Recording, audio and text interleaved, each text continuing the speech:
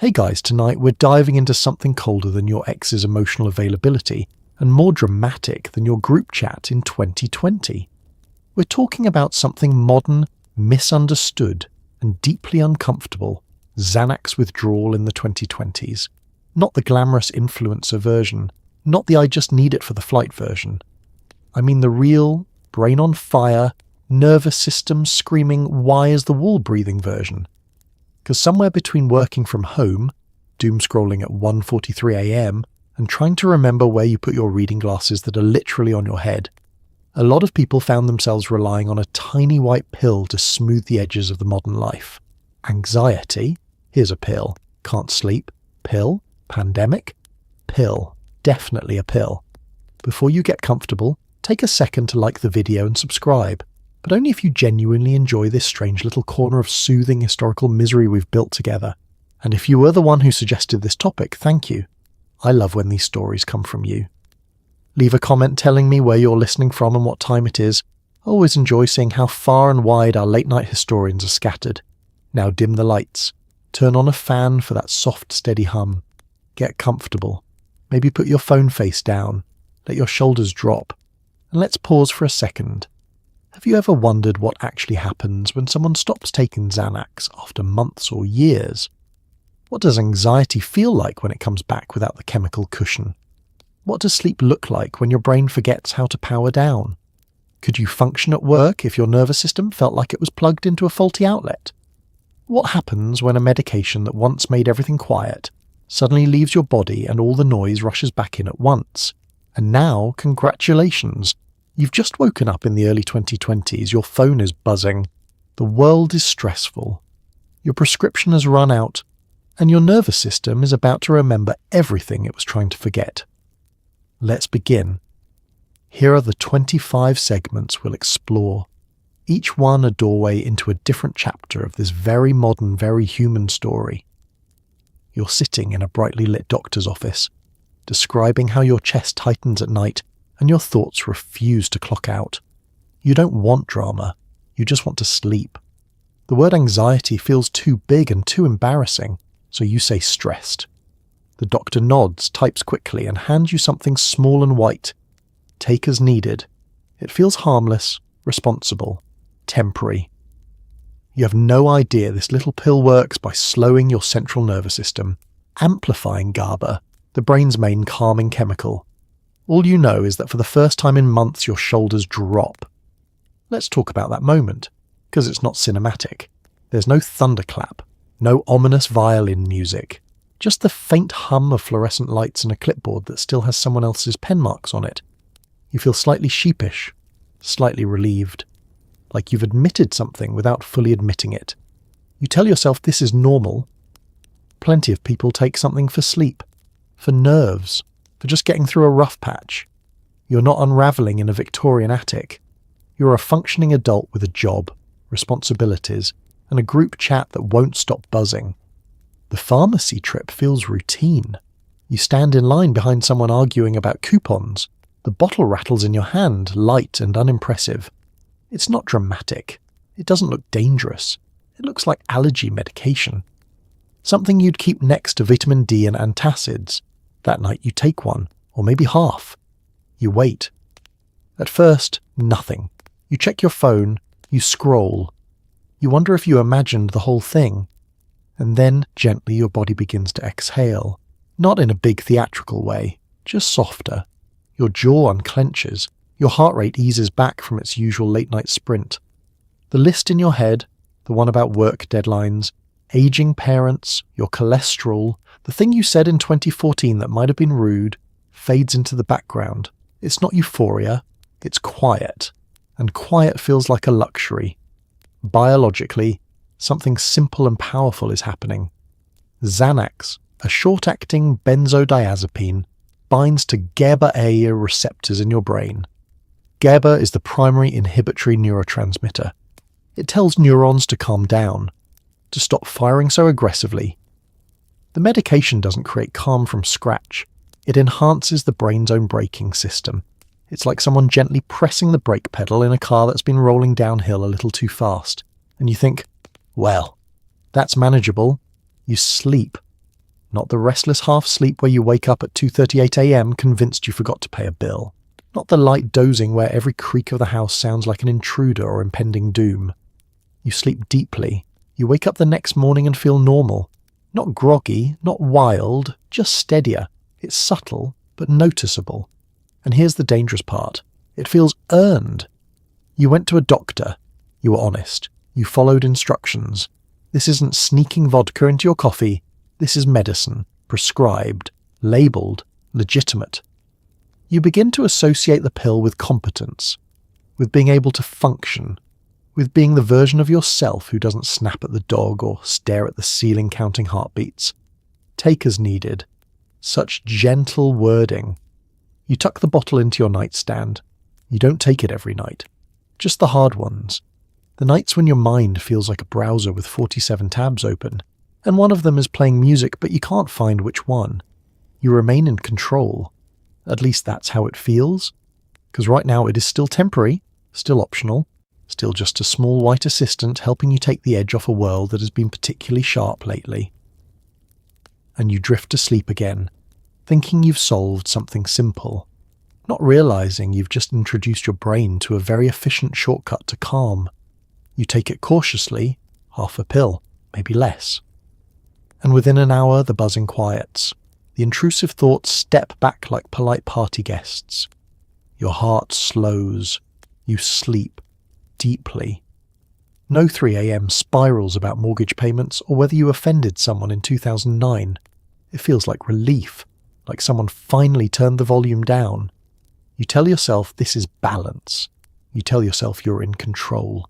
Let's stay here for a moment, because this part matters. You're lying in bed, staring at the ceiling, waiting for the usual parade of worries to march in. The highlight reel of awkward conversations, the financial forecasts, the faint but persistent sense that you forgot something important, though you can't remember what. But tonight they don't show up. Or if they do, they're quieter, muted, like someone placed a thick pane of glass between you and your own thoughts. Your breathing deepens. Your muscles, which you didn't even realize were clenched, begin to soften. The tiny tension in your shoulders loosens. Your jaw, which has been rehearsing arguments since 2017, takes the night off. Biologically, what's happening is simple and powerful. The medication is enhancing GABA activity in your brain. GABA is inhibitory. It slows neural firing. It tells excitable circuits to settle down. The same circuits that normally keep you scanning for danger at 1:43 a.m. And now, they're resting. It's not dramatic. It's not euphoric. It's not a fireworks display of bliss. It's just quiet. And quiet feels revolutionary. You notice how strange it is to not feel on edge, to not anticipate catastrophe, to not rehearse tomorrow's conversations like courtroom cross-examinations. You roll onto your side, you close your eyes, and for the first time in a long while, sleep arrives without negotiation. No bargaining. No, if I fall asleep in the next 12 minutes, I'll still get 6 hours. No mental math, just darkness. Morning comes too quickly, but in a different way. You wake up and blink, slightly disoriented by how uninterrupted it was. You slept. You actually slept. You sit up and take inventory. Head clear. No hangover. No dramatic fog. Just a subtle steadiness. Like the internal static has been dialed down from an 8 to a 2. And here's where the shift begins. You associate the pill with relief, not escape. Relief.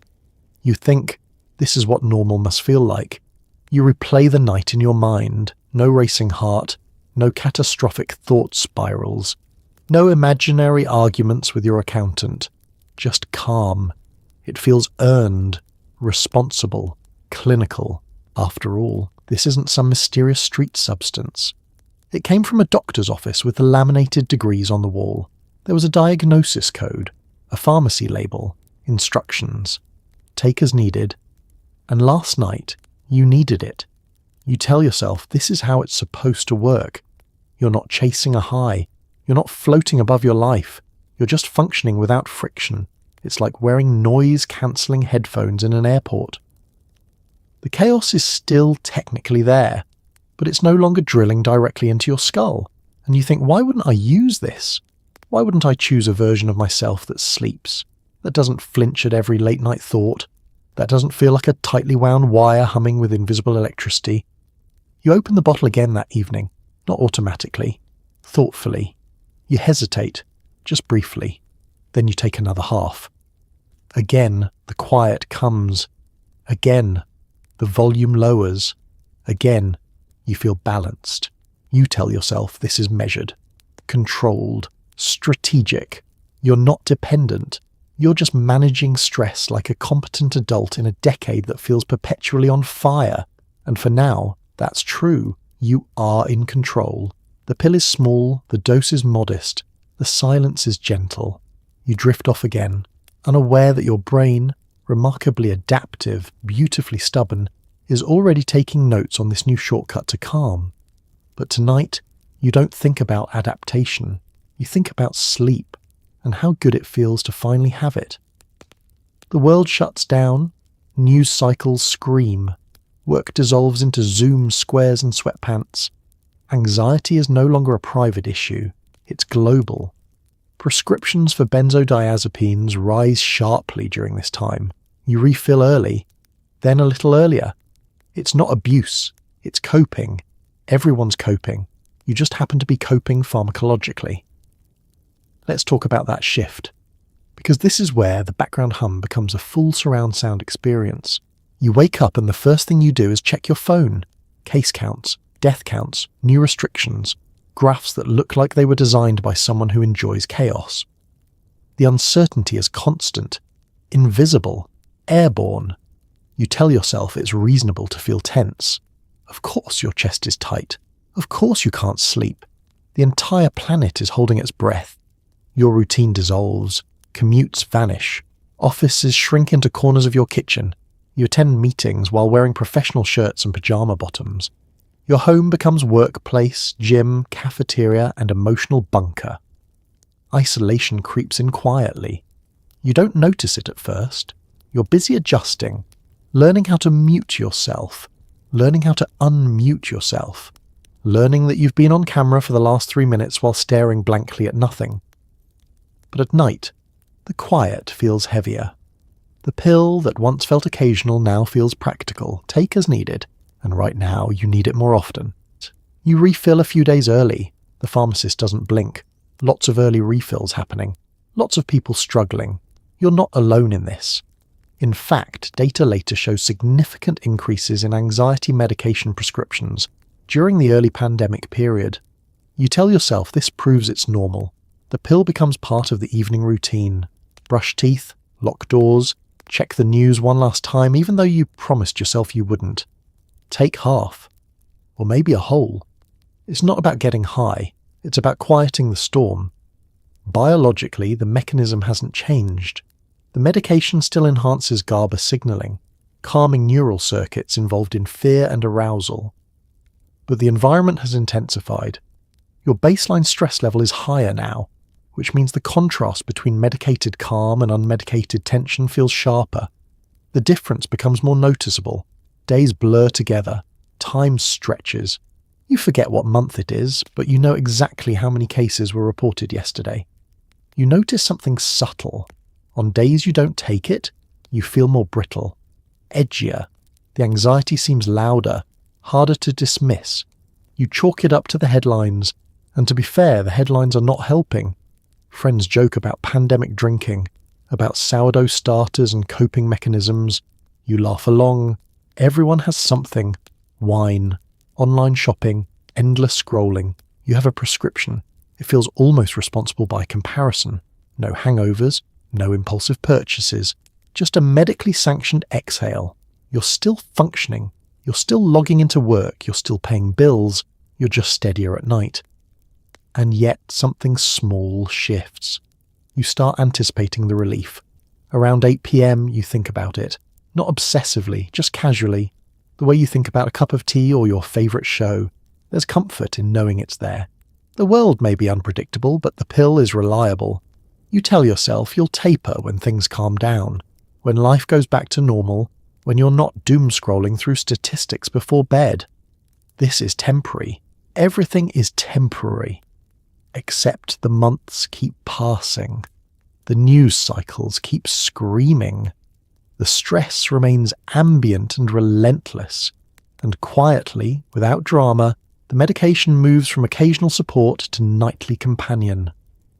Not because you're reckless, not because you're chasing something, but because in a year where the ground feels unstable, you found one small thing that consistently lowers the volume, and lowering the volume in a world this loud feels less like indulgence and more like survival. A milligram used to work. Now it barely touches the edges. Benzodiazepines are known for rapid tolerance. The brain adjusts quickly to their presence, so you take a little more, not dramatically. Just enough to feel normal again. You don't feel high. You feel baseline. That's how it begins. Let's talk about that word, baseline. Because you're not chasing euphoria. You're not floating. You're not slurring your words or staring dreamily at the ceiling fan like it's giving a TED talk. You're just trying to get back to the quiet. At first, you barely notice the shift. One night you take your usual dose and it's softer. The volume lowers, but not quite as much. The thoughts still hover. The tension lingers in your shoulders like a houseguest who didn't get the hint. You assume it's stress. It's been a long week.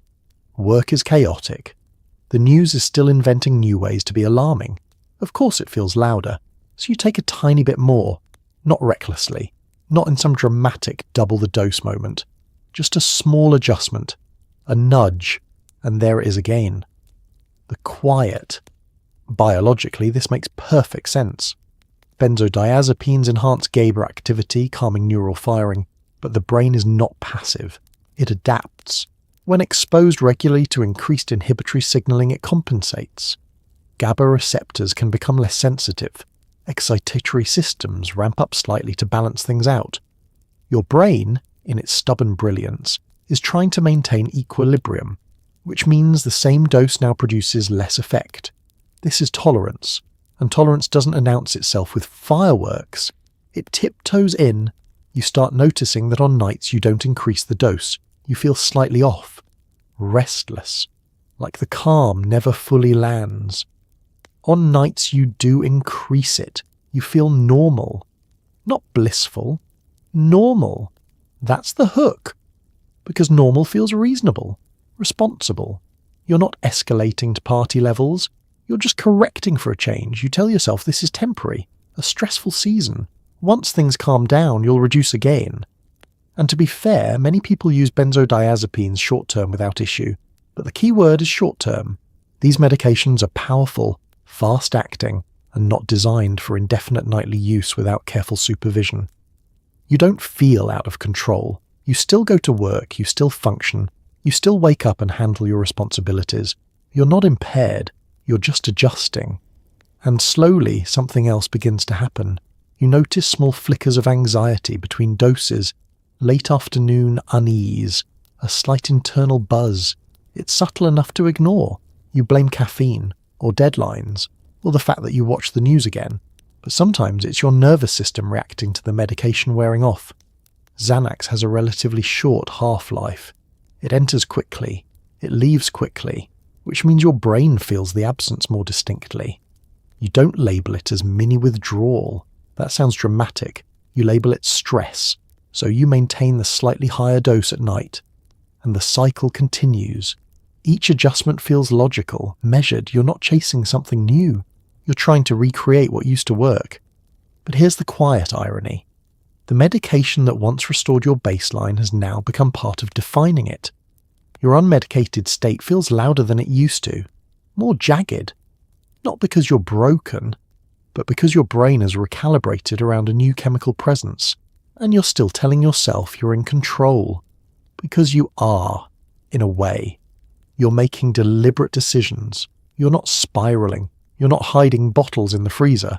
You're just inching upward, milligram by milligram, in the pursuit of quiet. It doesn't feel like escalation. It feels like maintenance. And maintenance, after all, sounds responsible. You close the nightstand drawer. You lie back in bed. You feel the familiar settling in your chest. The quiet returns, not as effortlessly as before, but enough, and for now, Enough feels acceptable. Inside your skull, receptors are adapting. Xanax enhances GABA activity, slowing neural firing. Over time, your brain compensates by reducing natural GABA sensitivity and increasing excitatory activity. It's not malicious. It's biology. Your brain is trying to balance, but that balance now depends on the pill. Let's zoom in. Not metaphorically, actually imagine it. Billions of neurons constantly communicating in tiny electrical whispers, signals firing, circuits lighting up. Some accelerate you, some calm you. It's a delicate orchestra of excitation and inhibition. GABA is the brake pedal, glutamate is the gas. For a while, the medication presses gently on the brake. The engine hum softens, the car feels smoother, less jerky, less likely to careen off into 3 a.m. existential dread. But your brain is not a passive passenger. It notices the extra braking force, and in its quiet, adaptive wisdom, it adjusts. If there's more braking coming from outside, it dials down its own sensitivity to GABA. It upregulates excitatory systems just enough to compensate. It doesn't know you're trying to sleep better. It doesn't know about Zoom fatigue or news alerts. It just knows equilibrium. This process is called neuroadaptation, and it's remarkably efficient. You don't feel it happening. There's no internal notification that says attention, receptors recalibrating, but slowly, subtly your baseline shifts. Without the medication, your nervous system now leans slightly toward excitation, toward alertness, toward readiness, which is why, on nights you skip a dose, things feel louder. Your brain, having reduced its own braking power, is momentarily unbuffered. The gas pedal is still sensitive, the brakes are slightly dulled, and the pill becomes the external stabilizer. It's important to say this gently. This is not weakness. This is not a character flaw. This is what human neurobiology does in response to repeated exposure to certain substances. It adapts to maintain internal stability. If you lived in the medieval period and suddenly had central heating, your body would adapt to the warmth. If you trained at high altitude, your lungs would adapt to thinner air. Your brain is no different. But here's the quiet twist. The adaptation that once protected you now creates reliance. Because the calm you experience at night is no longer just a bonus. It's part of the new equilibrium. Let's talk about mornings. You wake up feeling relatively steady, but sometimes there's a faint undercurrent of tension. Not overwhelming, just there. A subtle hum beneath the surface. You assume it's life. But some of it is neurochemistry recalibrating between doses. Short-acting benzodiazepines like Xanax move quickly through the body. They provide relief rapidly. They also leave rapidly, which means your brain feels the transitions, and transitions are not its favourite thing. You may start noticing that you're more reactive in the late afternoon, a little sharper, a little less patient. Your stress tolerance feels thinner. You tell yourself it's fatigue, and to be fair, you are tired.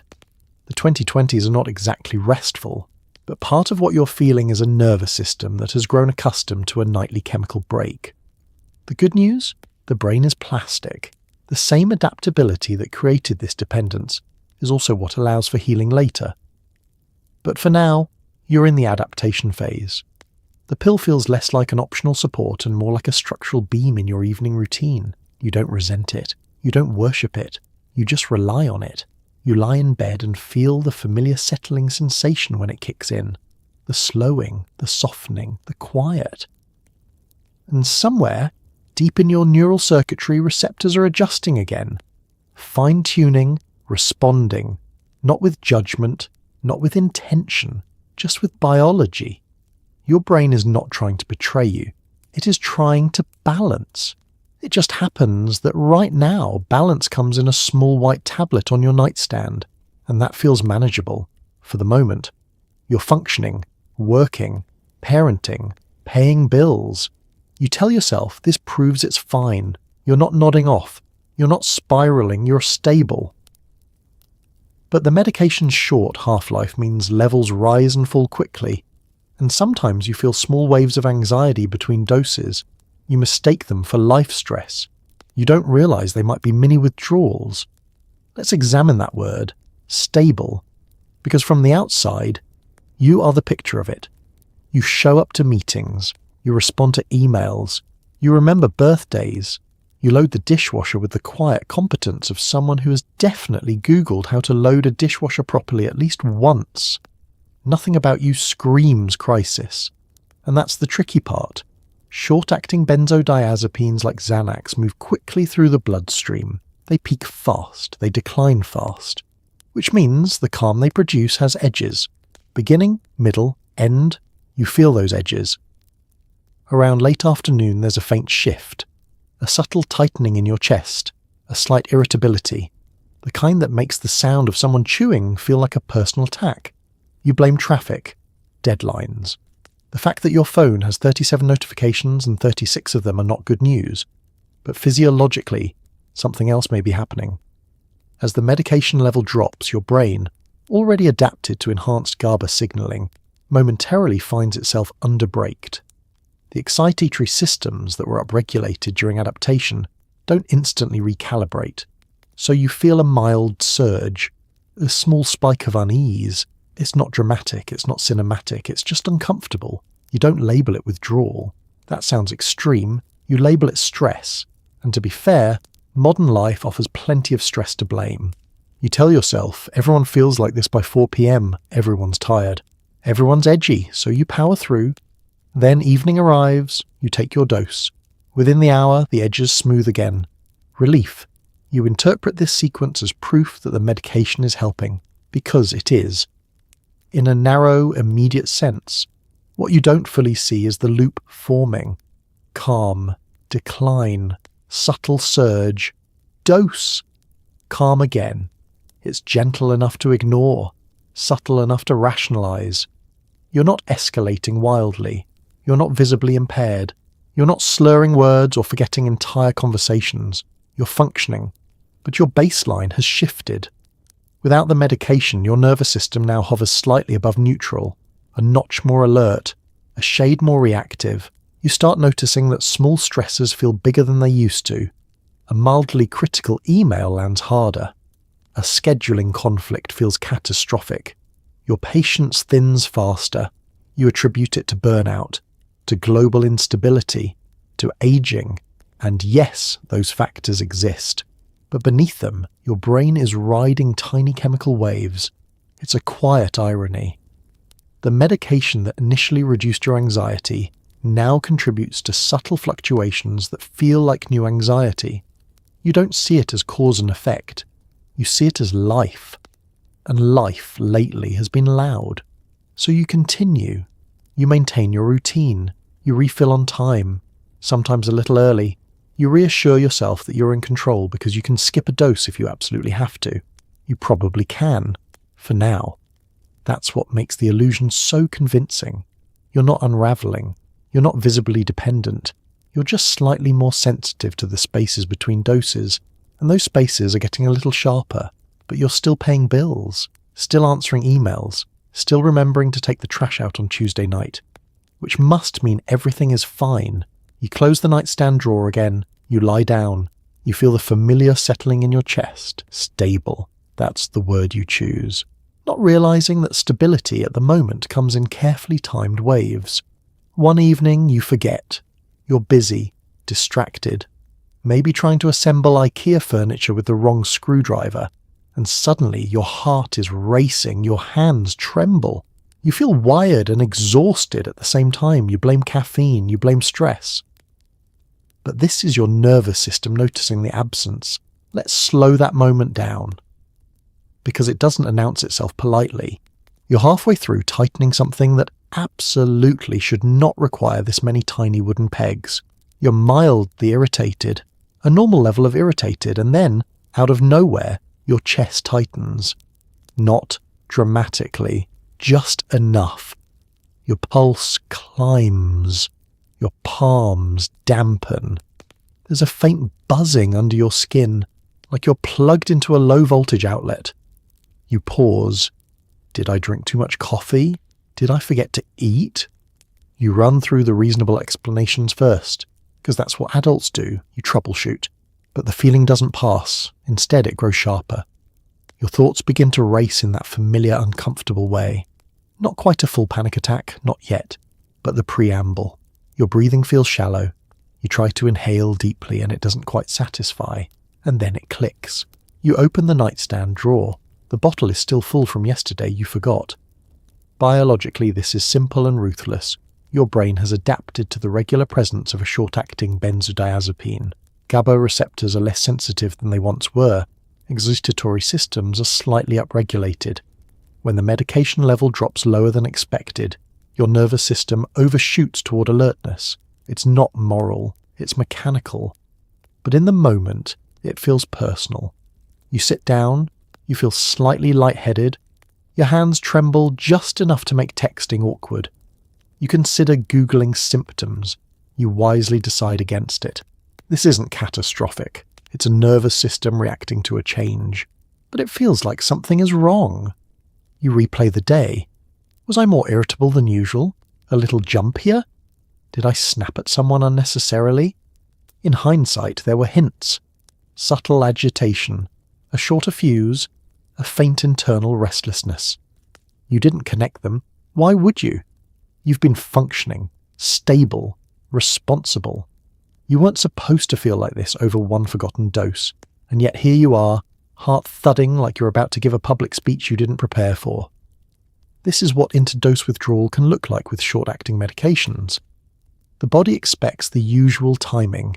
When it doesn't arrive, the recalibrated system briefly runs unbuffered. The effect is disproportionate to the emission. You finally take the dose, not dramatically, not in panic, just correcting. Within an hour, the edges soften again. Your pulse slows, your hands steady, the buzzing quiets. Relief floods in so palpably that it almost feels emotional. And here's the subtle psychological shift. The pill is no longer just something that helps you sleep. It is now something that prevents this. That memory imprints itself quickly. The discomfort, the relief. Your brain, always learning, connects the dots. Absence equals distress. Presence equals calm. You tell yourself this was a fluke, a stressful day, bad timing. Of course your body reacted strongly. You won't forget again. And that thought lands heavier than you expect. Because forgetting used to be harmless. Now it feels consequential. You slide the bottle back into the drawer, slightly more aware of its role than you were yesterday. You lie in bed, feeling the familiar settling. But tonight, the calm has an edge to it. Not because it's less effective, but because you've glimpsed what happens when it's missing. And that changes things. Just a little. Maybe it's side effects. Maybe it's fear. Maybe you read something online at 2 a.m. that unsettles you. You decide to quit. Cold turkey sounds bold, clean, empowered. You don't realize that abrupt cessation after long-term use can be medically dangerous, sometimes leading to seizures. You just want your brain back. Let's sit with that impulse for a moment, because it feels noble. You're lying in bed, phone glowing against the dark, scrolling through articles and forums written in urgent tones. Words like dependence, tolerance, withdrawal. You read personal stories, some triumphant, some terrifying. You see phrases like brain fog, protracted symptoms, seizure risk. Your chest tightens for a completely different reason now. You close the app, you stare at the ceiling. You think, I don't want to be on this forever. The pill that once felt like a life raft now feels like a leash. Not because it's evil, not because it ruined you, but because you don't like the idea of needing it. You miss the version of yourself who could fall asleep without calculating half-lives and refill dates. So you make a decision. Tomorrow you stop. No taper, no gradual reductions, no spreadsheet of milligrams, just a clean break. It feels decisive, almost cinematic. You imagine yourself powering through a few uncomfortable nights and emerging sharper, clearer, victorious. You tell yourself you're strong enough. And strength, in this moment, looks like abstinence. But here's the part no one explains gently enough.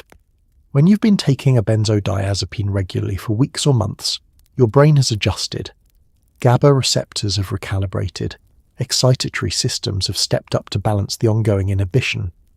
Remove the medication abruptly, and the system doesn't instantly reset. The brakes lift. The gas pedal remains sensitive. the nervous system can surge into hyperexcitability. In some cases, especially at higher doses or longer durations, abrupt cessation can lead to severe symptoms, including seizures. That's why medical guidelines consistently recommend gradual tapering under supervision. But at 2 a.m., fueled by determination and a mild panic about your own neurochemistry, that nuance doesn't feel as compelling as the word quit. Morning comes. You skip the dose. The day feels normal at first. You're almost proud. You sip your coffee like someone who has made a powerful life decision. You're in control again.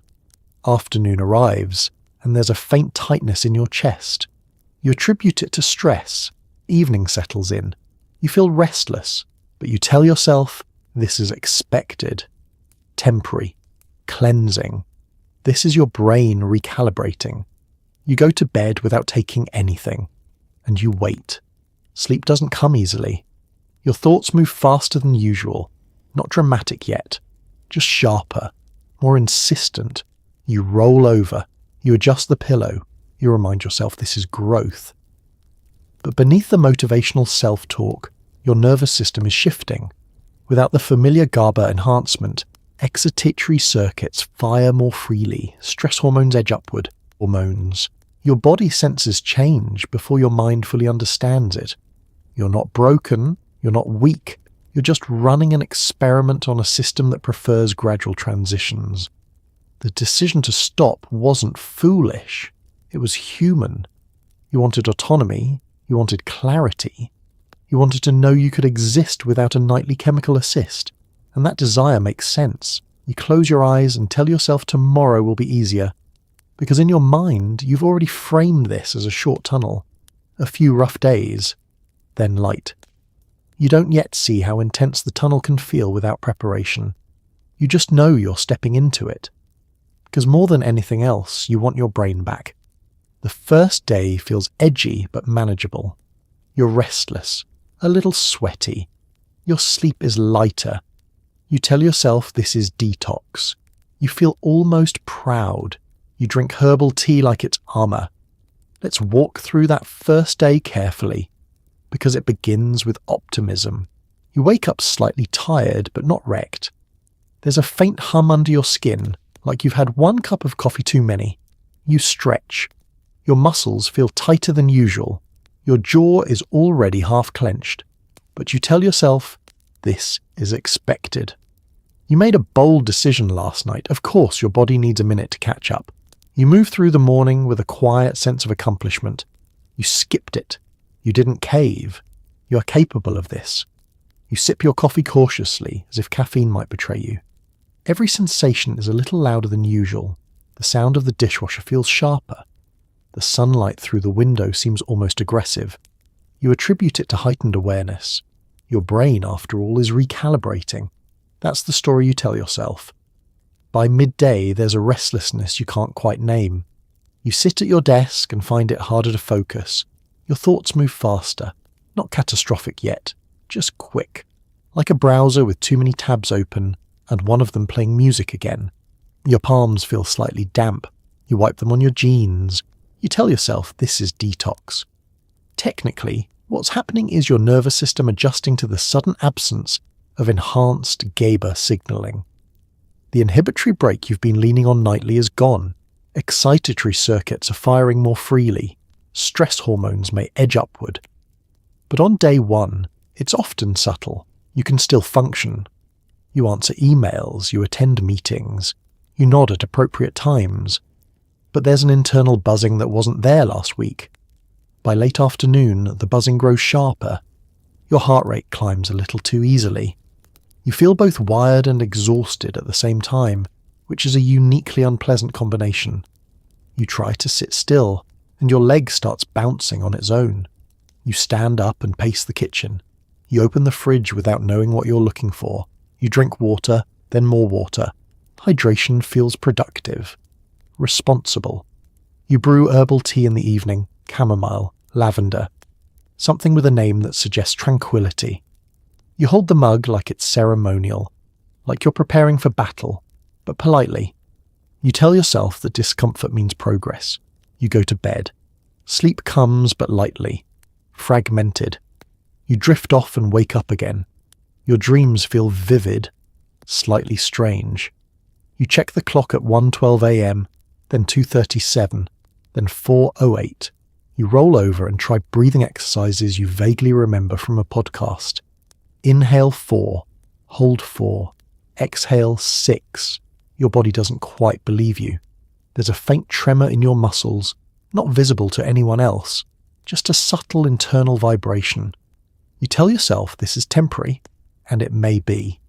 But here's the quiet truth about benzodiazepine withdrawal. Symptoms often intensify after the first 24 hours, especially with short-acting medications.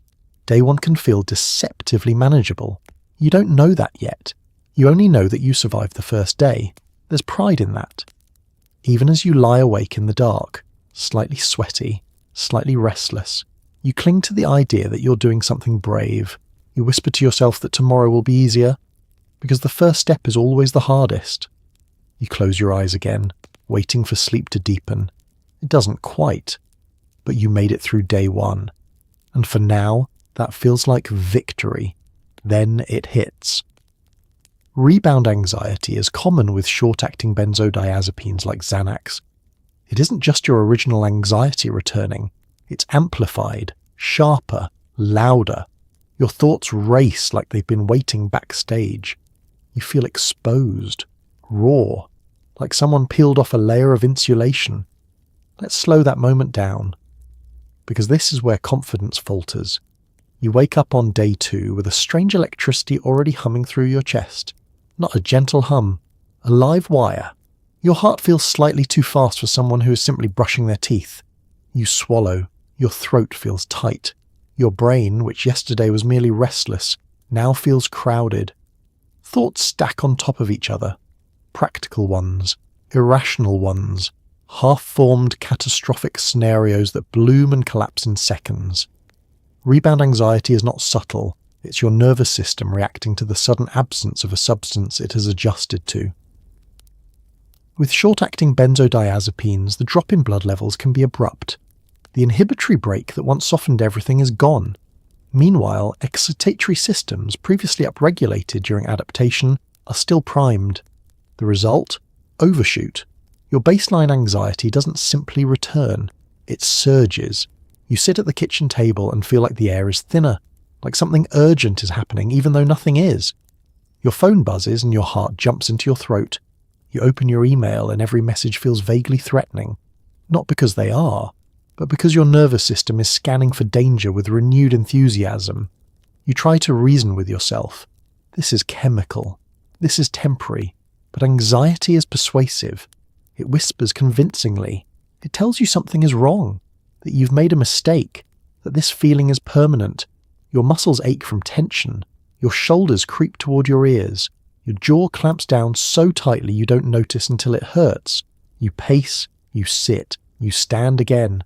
Your body cannot decide what it wants. Sweat prickles across your skin even though the room is cool. Your stomach flips unpredictably. You feel simultaneously overheated and chilled. This is your nervous system in hyperdrive. You glance at the nightstand drawer in the afternoon, not dramatically, just curiously. You remember how quickly relief arrived before, how within an hour the edges softened. That memory feels powerful now. Rebound anxiety often peaks within the first few days after abrupt discontinuation, especially with shorter-acting medications. It can feel worse than the original anxiety that prompted the prescription. Louder, more urgent. That amplification is what makes it so destabilizing. You begin to doubt your decision. Maybe I need it. Maybe this proves I'm worse than I thought. Maybe I can't function without it. Your thoughts spiral faster. You try grounding techniques, naming 5 things you can see, 4 things you can touch, 3 things you can hear. The exercise feels faintly absurd when your heart is pounding like you're running from something invisible. And yet, beneath the panic, something quieter remains. You are still here. You are still breathing. Your body feels like it's under attack, but it is not breaking. It is reacting. You remind yourself of that word. Reacting, not collapsing. The insulation has been stripped away. Yes, Everything feels sharper, louder, brighter. But sharp does not mean fatal. Your nervous system is recalibrating in real time, clumsily, dramatically, but recalibrating nonetheless. You sit on the edge of the bed, palms pressed together, and feel the wave crest. It doesn't last forever. It swells, it shakes, it recedes slightly. And in that small recession, you realize something uncomfortable and powerful at the same time. This is not weakness. This is biology adjusting to change. It feels like chaos, but it is, in its own way, a system trying to find balance again. Even if right now that balance feels impossibly far away, night arrives, but sleep does not. Your brain hums. You close your eyes and feel electricity behind them. You toss, turn, check the clock. It's 1:12 a.m., then 2:47, then 4:03. The irony is cruel. The medication that once gave you sleep has now taken it with it. Let's lie here for a while, because this is where time stretches. You turn onto your left side, then your right. You fluff the pillow as if its internal architecture is personally responsible for your suffering. The sheets feel too warm, then too cold. Your legs cannot decide what they want.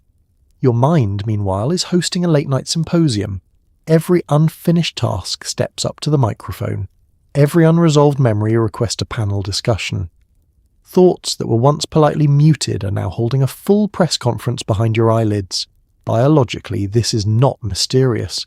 Benzodiazepines suppress central nervous system activity by enhancing GABA signaling. Remove them abruptly, and the brain's excitatory systems, already slightly upregulated, can dominate. Cortisol rises more easily. Adrenaline lingers. The result? Hyperarousal. Your body's tired. Your brain refuses to believe it. You feel both exhausted and wired, a deeply unfair combination. Like your limbs are made of sandbags, but your thoughts are caffeinated squirrels.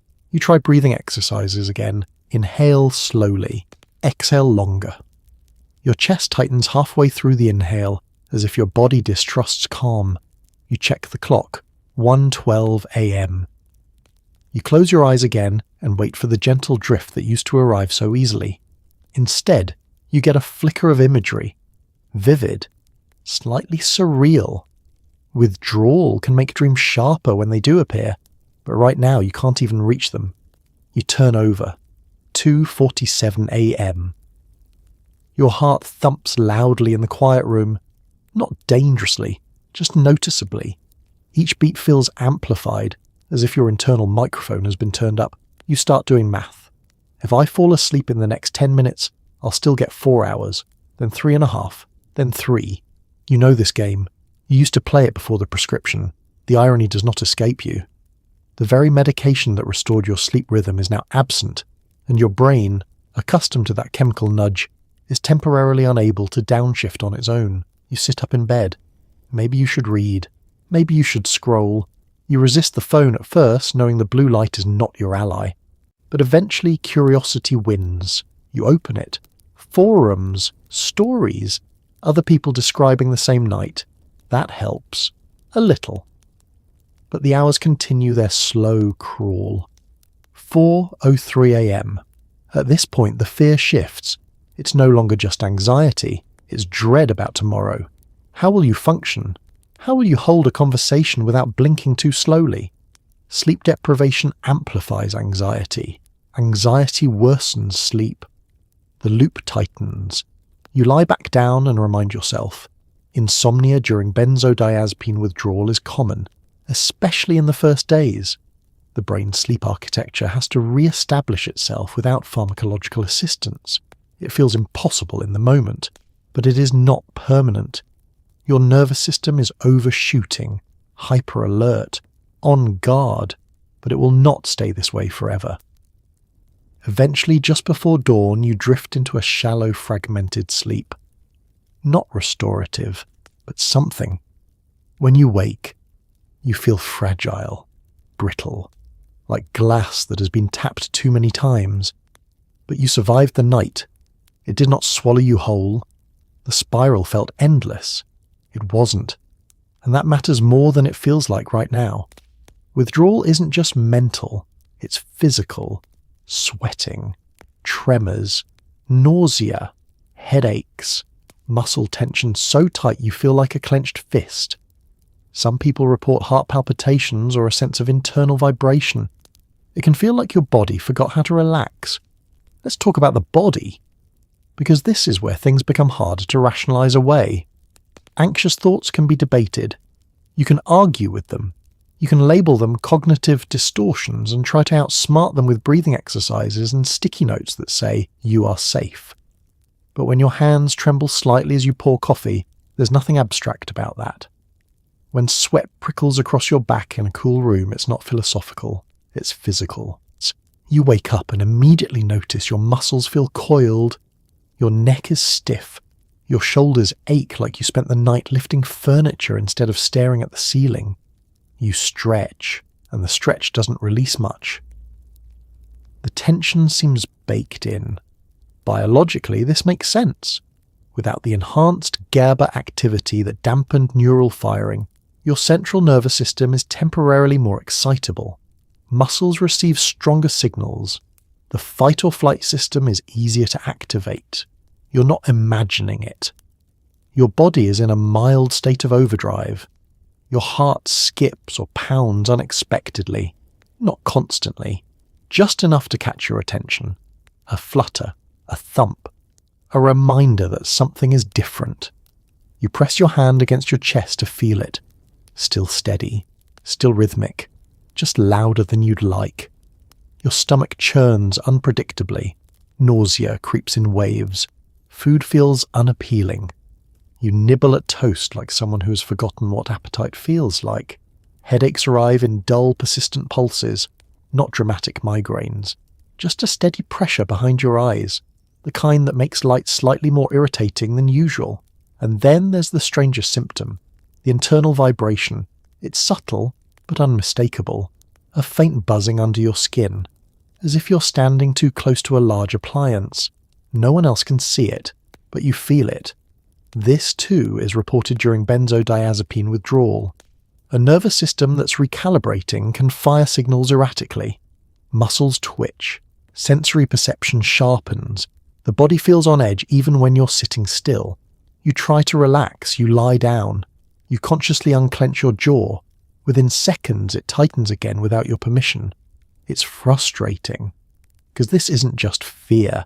It's not just catastrophic thinking. It's your physiology adjusting to the absence of something it had incorporated into its nightly routine. You begin scanning your body constantly. Is that normal? Is this too fast? Am I okay? The hypervigilance feeds the tension, which feeds the hypervigilance. It's an unhelpful little feedback loop, and yet beneath all of this discomfort, something steady remains. Your heart continues beating. Your lungs continue expanding. Your body, though agitated, is not failing. It is recalibrating. Benzodiazepine withdrawal symptoms can vary widely in intensity depending on dose, duration, and individual biology. Some people experience mild discomfort. Others experience more severe reactions, especially without tapering. But in this moment, you're simply uncomfortable, intensely aware of your own nervous system. You sit quietly and feel your pulse in your fingertips. You remind yourself that the body can feel alarming without being in danger. You drink water. You take slow breaths. You wait. The tension doesn't vanish instantly, but it shifts, almost imperceptibly, from unbearable to tolerable. Your body hasn't forgotten how to relax. It just needs time to remember. Sounds seem louder, lights brighter, your skin prickles. This heightened sensitivity is part of a nervous system recalibrating without chemical dampening. The world feels aggressive. Even the hum of the refrigerator feels personal. Let's step into the kitchen. The same kitchen you've stood in 1,000 times before. Same cabinets. Same slightly crooked magnet on the fridge. Same faint hum that's always been there. Only now the hum is intrusive. It drills into your awareness like it's trying to make a point. You blink at the overhead light. It feels brighter than usual. Not blinding, just sharper, edgier. The edges of objects seem more defined. The contrast between shadow and brightness feels exaggerated. You rub your arms because your skin feels strange. Not painful, just overly aware. The fabric of your shirt brushes against you, and it's suddenly noticeable in a way it never was before. This is sensory amplification. When benzodiazepines enhance GABA signaling, they dampen central nervous system activity broadly. Remove that dampening, and neural circuits, particularly those involved in threat detection and sensory processing, can become temporarily over-responsive. Your brain, in recalibration mode, turns the gain up a little too high. The result? Ordinary stimuli feel amplified. The dog barking down the street makes your heart jump. The sound of a cabinet door closing echoes slightly too loudly. Even your own footsteps seem heavier than they should. You feel exposed in your environment, as if the world is leaning closer than it used to. You sit down and try to read something simple. The words blur slightly because your attention keeps darting to peripheral noises. A car passing outside, the air conditioning clicking on, the faint creak of the house settling. None of it is dangerous, but your nervous system is primed for vigilance. Without the chemical break that previously softened incoming signals, your brain treats everything as potentially relevant, potentially urgent. It's exhausting. You close your eyes for a moment and the darkness doesn't soothe you. Instead, your internal sensations grow louder. Your heartbeat, your breathing, that faint internal vibration again. You open your eyes quickly. This heightened sensitivity can feel almost surreal. Colours seem sharper, sounds closer, time slightly distorted. You feel like you've stepped into a high-definition version of your own life and it's too much resolution. You try grounding techniques again. Name 5 things you can see, 4 things you can feel, 3 things you can hear.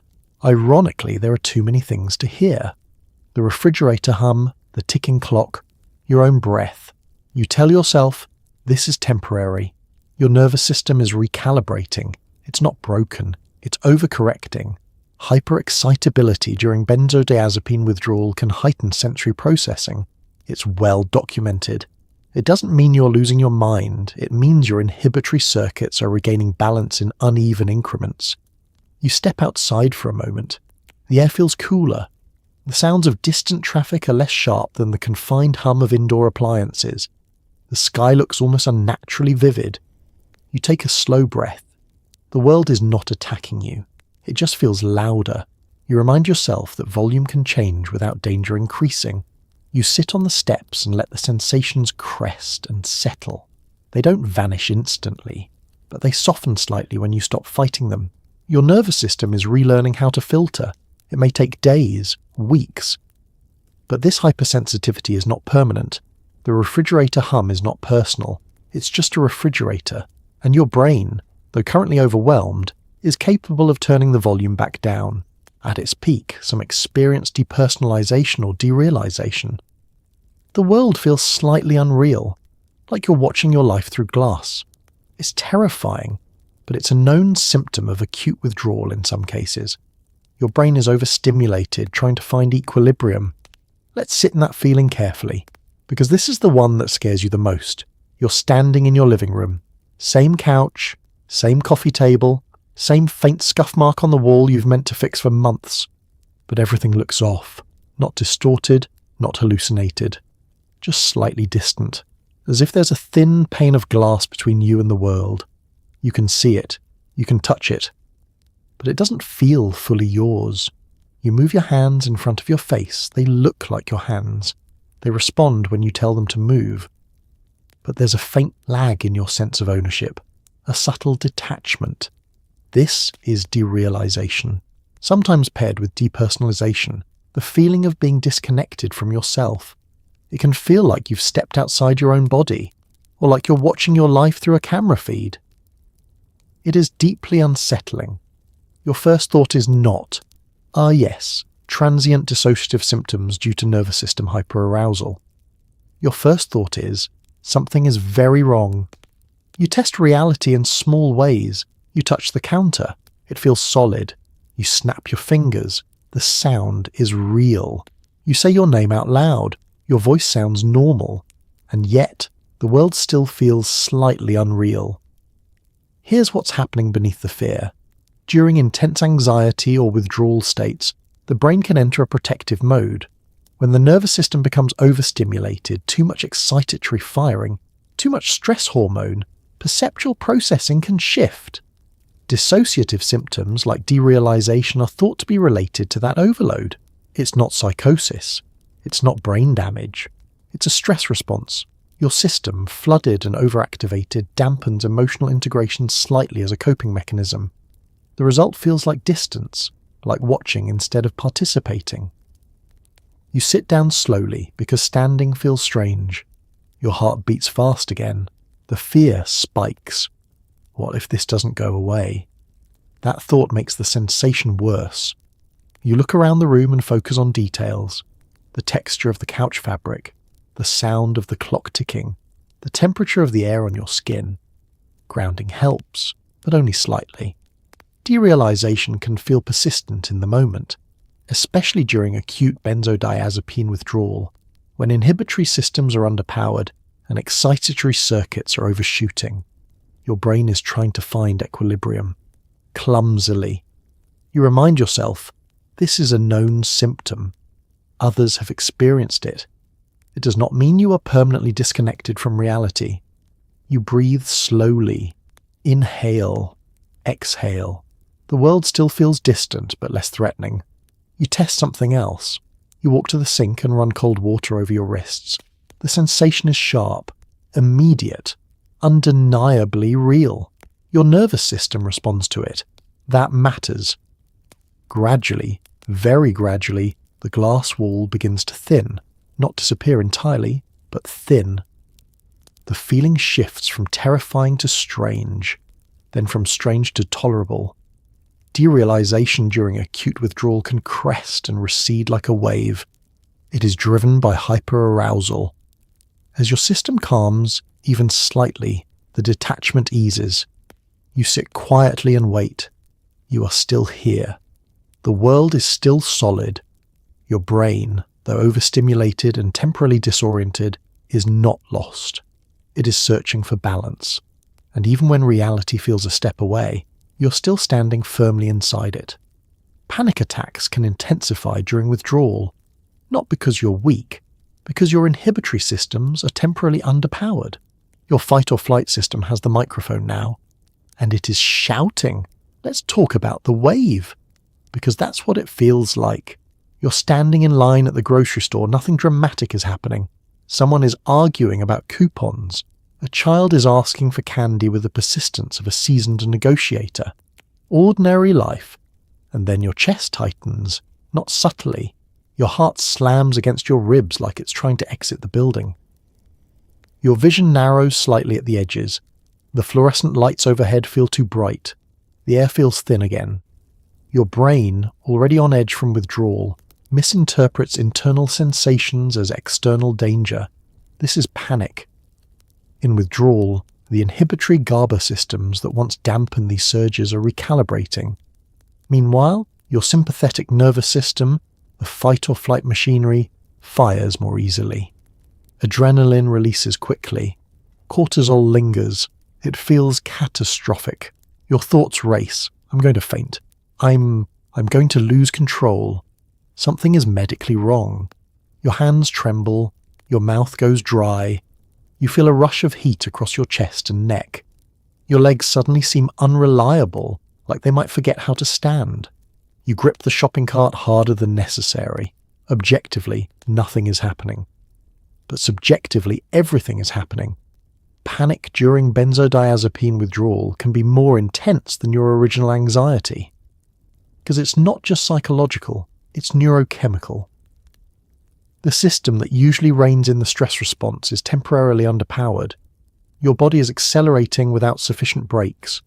You step out of line and head toward the exit. The automatic doors slide open and cool air hits your face. You stand there breathing too quickly, trying to convince your lungs that oxygen is still abundant. You place a hand on your chest. Your heart is racing, but steady. Panic attacks, though terrifying, are not inherently dangerous in healthy individuals. They feel like emergencies. They are not. You remind yourself of that. Inhale slowly. Exhale longer. Your fight or flight system doesn't listen immediately. It continues shouting. It tells you to run, to escape, to fix something. You sit down on the curb outside the store. The world feels both distant and overwhelmingly immediate at the same time. A car drives past. You watch it. The simple act of focusing on something external begins to soften the internal storm. Panic waves crest and fall. They rarely stay at peak intensity for long, even when it feels like they might. Your heart rate begins to slow, gradually, not dramatically, but noticeably. The trembling eases. The catastrophic thoughts lose a bit of their urgency. Withdrawal-related panic can be cyclical. A surge, a crash, a period of fragile calm, then another surge, especially in the early days after abrupt cessation. It does not mean you are permanently broken, it means your nervous system is temporarily hypersensitive. You sit there a few more minutes. The wave recedes further. You didn't faint, you didn't lose control, you survived the surge, and that survival matters, because panic convinces you that you won't. You stand up slowly. Your legs are steadier now, your breath more even. The microphone in your nervous system may still be too loud, but the shouting has quieted. For now. And you walk back inside, not fearless, but still moving forward. You wonder if this is permanent, if you broke something. You Google symptoms at 3 a.m, which is never a good idea. Forums are full of horror stories and success stories. You cling to both. Your brain whispers worst-case scenarios. It is not a reliable narrator right now. Let's stay in that 3 a.m. glow for a moment. The room is dark except for the cold blue light of your phone. Your face is lit from below, like you're telling ghost stories to yourself. You scroll. Heart racing, derealization, insomnia, internal vibrations.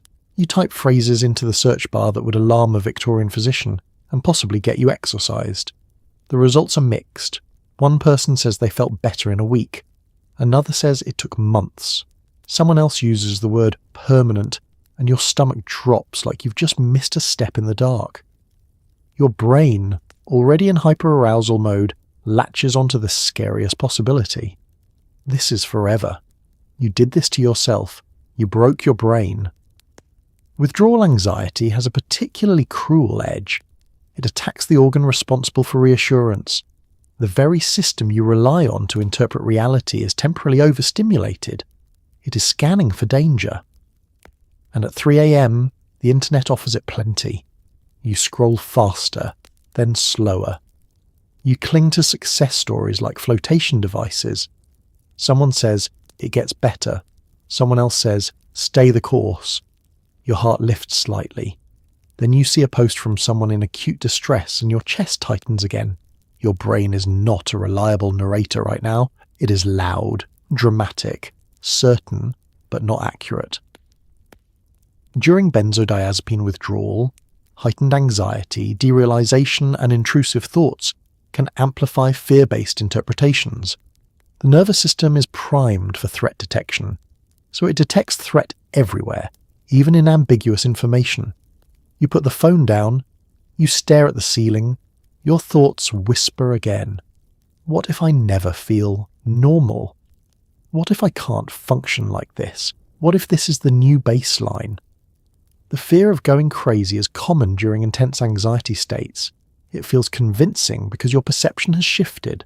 Reality feels sharper, stranger, less stable, so your mind searches for a dramatic explanation. But panic and derealization are not psychosis. Hyperarousal is not brain damage. It is a system temporarily out of balance. You sit up and take a slow breath. You try to separate sensation from story. Sensation. My heart is beating fast. Story. Something is catastrophically wrong. Sensation. The room feels slightly unreal. Story. I am losing my mind. When you peel away the story, what remains is discomfort. Intense discomfort. But discomfort is not insanity. You press your feet flat against the floor. You feel the carpet. Solid. You listen to the hum of the air conditioning. Consistent. You say your name quietly in the dark. You respond to it. Still here. The fear doesn't vanish instantly. It lingers like a bad aftertaste. but it softens slightly when you stop feeding it worst-case narratives. Withdrawal distorts your internal lens. It amplifies fear circuits. It quiets the calming ones temporarily. That imbalance makes catastrophic thinking louder. But loud does not mean true. You lie back down and let the thoughts pass like weather. Some are dark clouds, some are lighter. None are permanent fixtures in the sky. You are not broken. Your brain is not ruined. It is recalibrating under stress. And at 3 a.m., recalibration can feel like madness. But it isn't. It is a nervous system, temporarily overwhelmed, trying very hard to find its way back to balance. Doctors recommend gradual tapering for a reason. Slowly reducing the dose allows GABA receptors to adjust over weeks or months. Abrupt discontinuation can increase risks, including seizures in severe cases. This is not weakness, it is neurochemistry.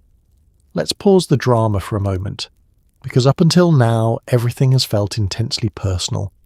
Your fear, your symptoms, your sleepless nights, your racing heart in the grocery store aisle next to the discounted cereal. But beneath the chaos is something surprisingly clinical. Your brain adapted to a substance. Remove it suddenly and it reacts. That reaction is not a character flaw. It is not a failure of willpower. It is not proof that you lack resilience. It is physiology.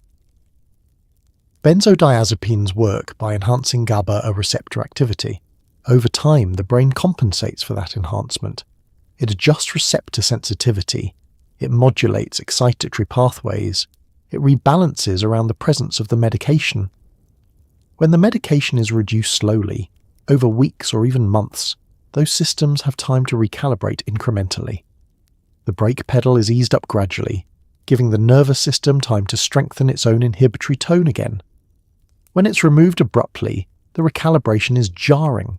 It's like slamming the brakes off a moving vehicle instead of gently lifting your foot. The engine revs. The system overshoots. That's why medical guidelines consistently recommend tapering under supervision, especially after long-term or higher dose use.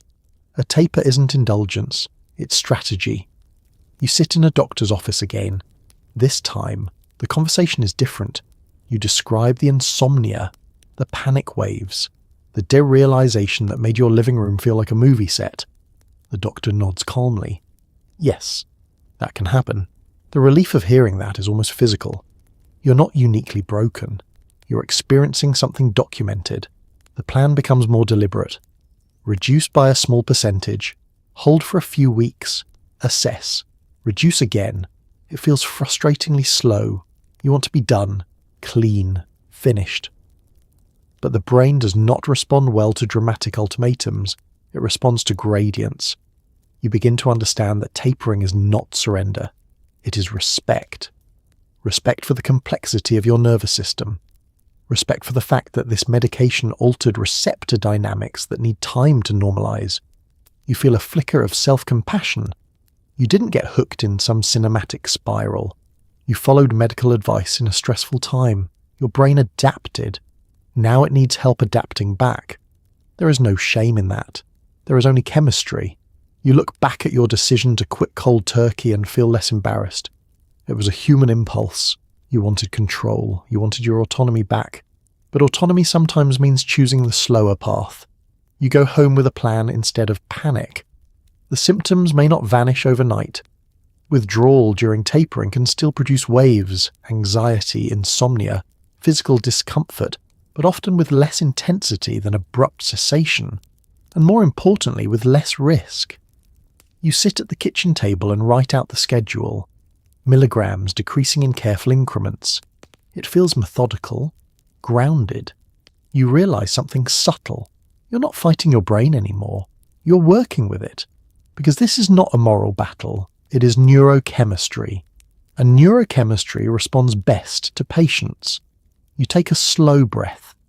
For the first time in days, the path forward feels less like a cliff and more like a gradual slope. Still steep, but manageable. Under guidance, you begin tapering. Tiny reductions, weeks at a time. It feels almost absurd how small the cuts are, but your brain notices every microgram. The goal isn't speed, it's safety. Let's talk about patience. Because this part is not dramatic. There are no heroic speeches, no cinematic music swelling in the background, just a calendar, a pill cutter, and numbers that change so slightly they almost look the same. You stare at the new dose in your palm and think, this is it? This microscopic difference is supposed to matter? Yes, it matters.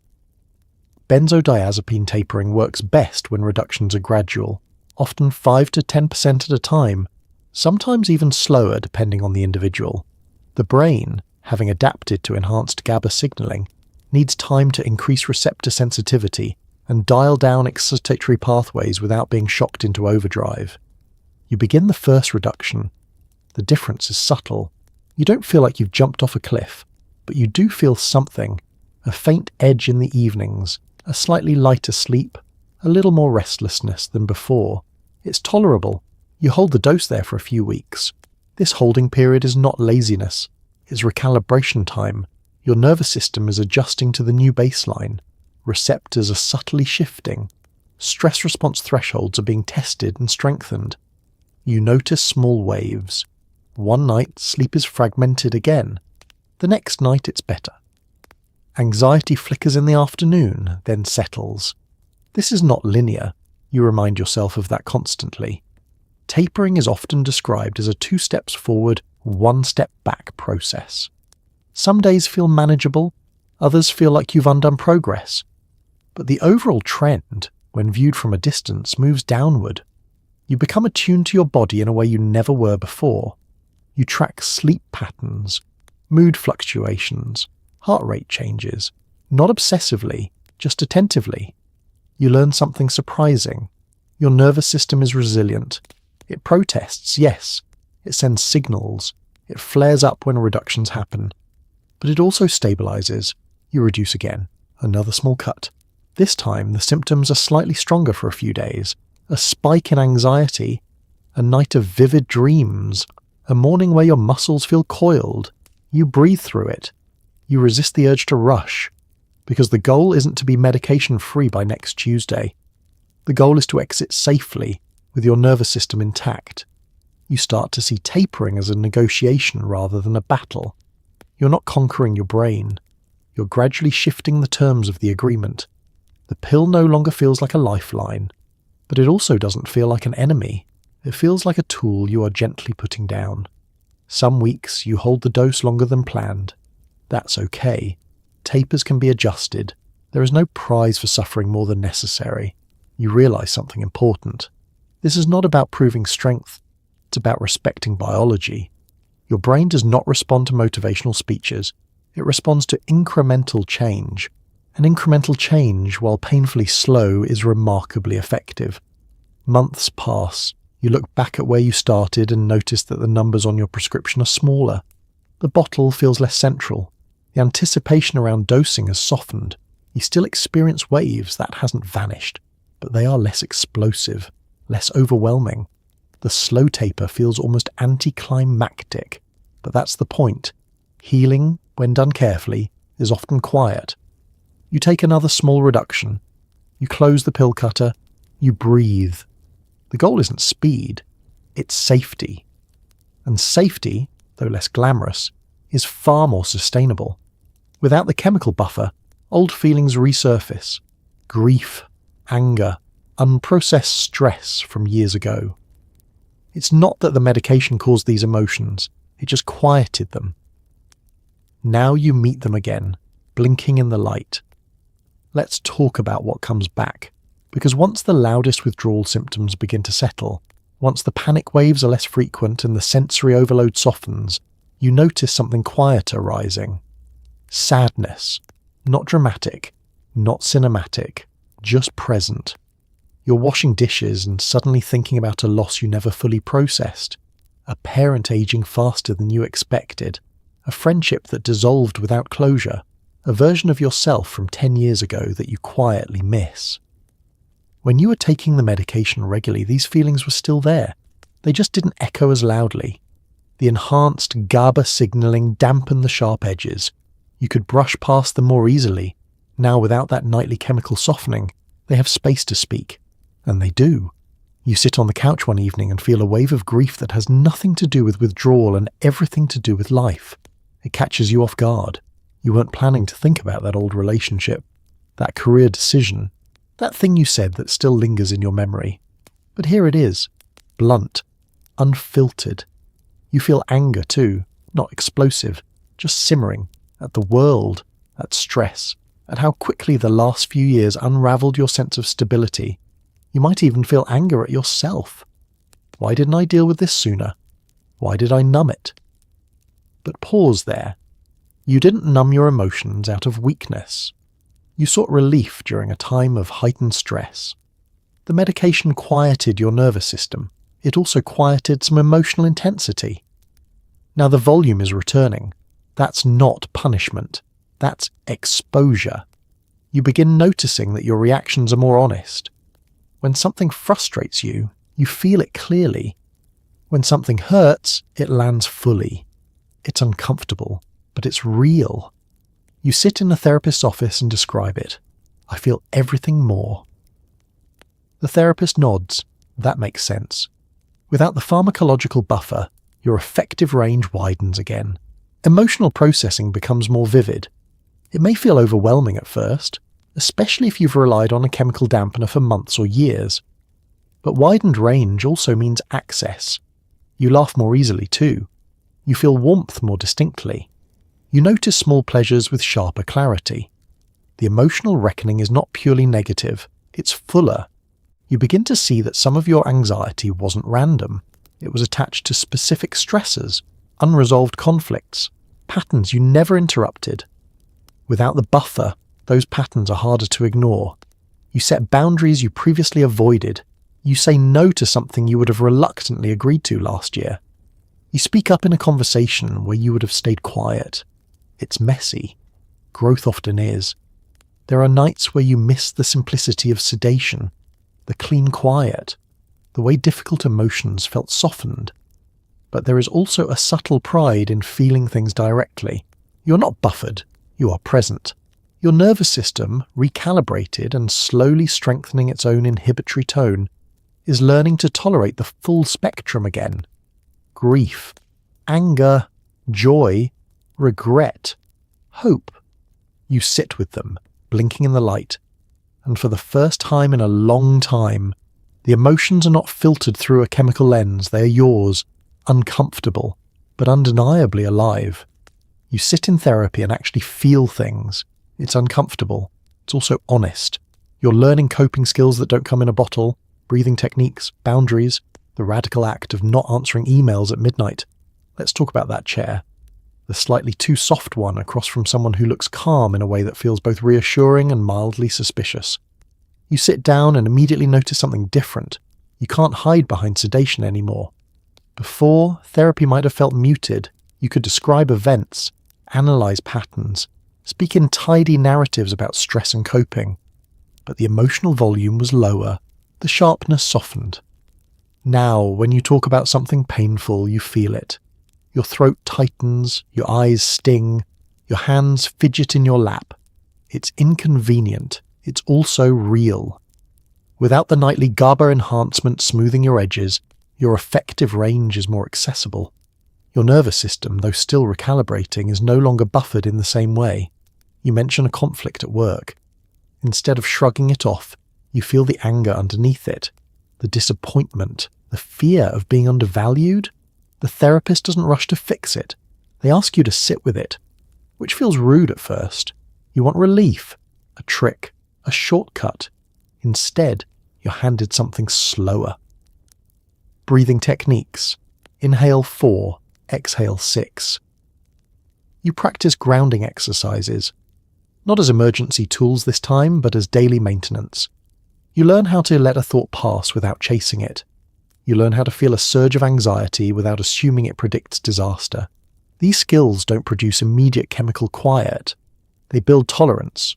You start setting boundaries. You stop answering emails at midnight. The world does not collapse. You decline a meeting that doesn't require your presence. You block off an hour on your calendar labeled focus time and actually use it. This feels radical. Not because it's dramatic, but because it's different from how you operated before. The medication once gave you artificial calm. Now you're cultivating internal regulation. It's slower, more effortful, but also more durable. You begin noticing that when anxiety spikes, you don't immediately think about escape.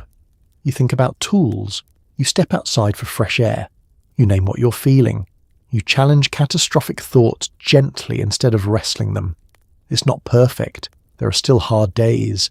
Days when you miss the simplicity of swallowing relief. Days when your nervous system flares up despite all your techniques. But therapy without the cushion forces you into contact with yourself, your patterns, your triggers, your unmet needs.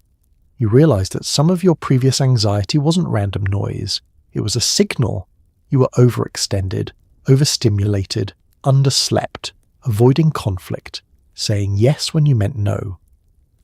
The pill quieted the signal. Therapy helps you interpret it. You sit in that chair again, weeks later, and notice something subtle. When you talk about something difficult, your heart rate increases but then settles on its own, without a dose, without external assistance. Your nervous system, slowly strengthening its own inhibitory tone, is learning to self-regulate. You are building a skill set that doesn't depend on milligrams. Breathing, boundaries, rest, honest conversations. They don't produce instant silence, but they produce resilience. And resilience, though less glamorous than sedation, is what sustains you when the room is quiet and the bottle is closed. You leave therapy one afternoon and realize something quietly profound.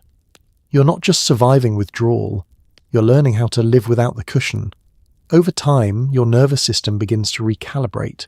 GABA receptors regain sensitivity. Excitatory activity settles. This doesn't happen overnight, it's gradual, subtle, but you start noticing small victories. A night of better sleep, a morning without dread.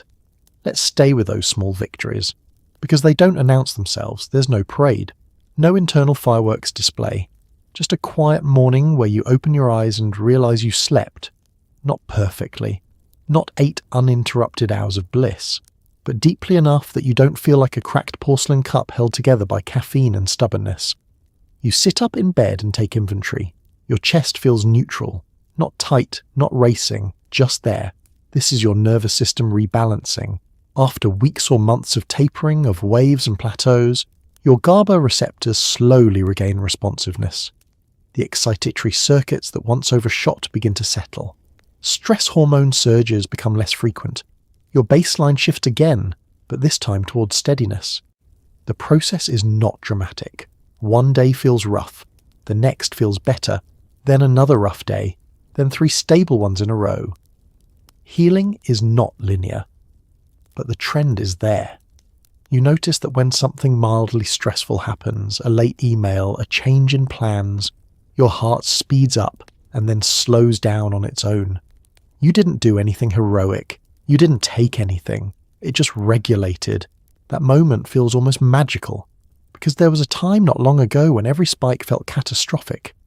You begin to trust your body again. Trust that a surge does not mean collapse. Trust that insomnia, when it appears, will not last forever.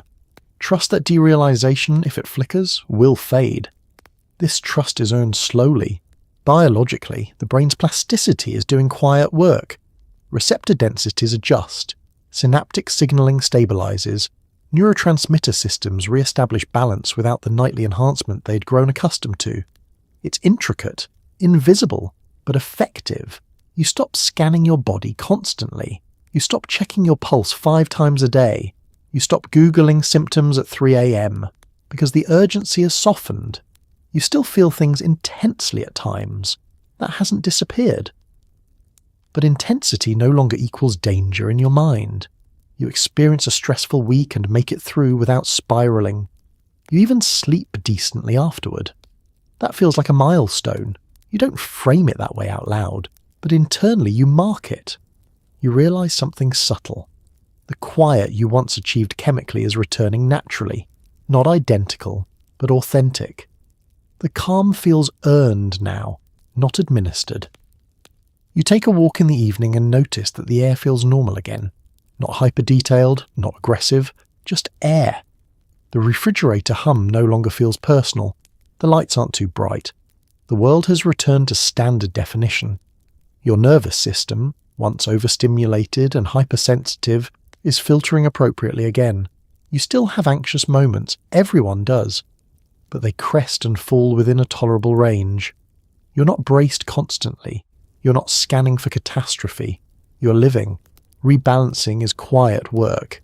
It happens in millimeters, in nights of slightly deeper sleep, in mornings without dread, in afternoons where you forget briefly that your nervous system was ever out of sync. And one day, you realize you haven't thought about withdrawal in hours. That, more than anything, tells you what's happening. Your brain is remembering how to be steady, on its own. Some people experience protracted symptoms, waves of anxiety that come and go for months. It can feel discouraging, but healing is not linear. It's more like weather. Storms, then sun, then clouds again. Let's talk about the forecast, because just when you start feeling steady, just when sleep improves and your mornings feel clear, you may wake up on Tuesday and think, why does this feel familiar?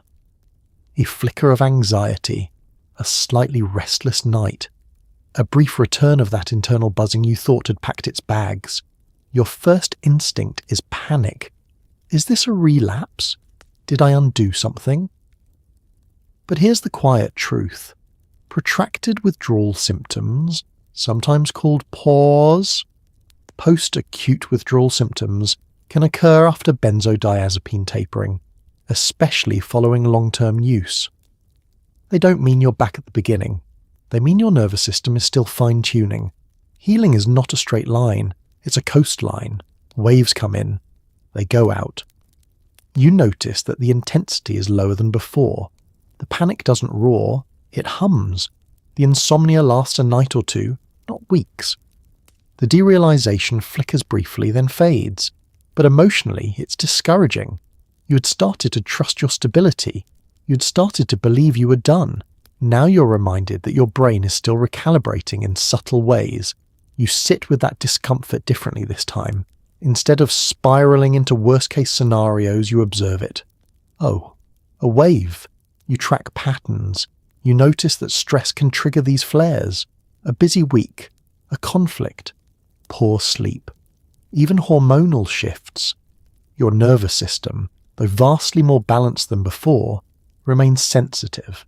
That's not failure, it's recovery in progress. You begin to think of your brain as someone rebuilding a house after a storm. Most of the structure is solid again, but occasionally a window rattles when the wind picks up. You don't panic and assume the foundation is gone. You reinforce the window, you rest, you hydrate, you lean on the coping skills you built in therapy. Breathing exercises feel less like emergency maneuvers and more like maintenance. Boundaries protect your energy. Sleep hygiene becomes less optional and more sacred. You begin to accept that waves are part of the process. Not a sign that you're doomed, just evidence that your nervous system is still learning equilibrium. Over time, the intervals between waves grow longer. The storms weaken. The sun stays out more often. You look back at the earliest days of withdrawal, the grocery store panic, the 4:03 a.m., clock checks, and realize how far you've come. Even the worst lingering wave now doesn't compare to that intensity. You can function through it. You can reassure yourself. You can say, this has happened before. It passed, and that memory matters, because it anchors you. Protracted symptoms, when they occur, are usually time-limited. The brain continues adjusting. Receptor systems stabilize further. Stress responses normalize. You begin to experience entire weeks without thinking about withdrawal at all. Then a cloudy day arrives. You breathe, you wait.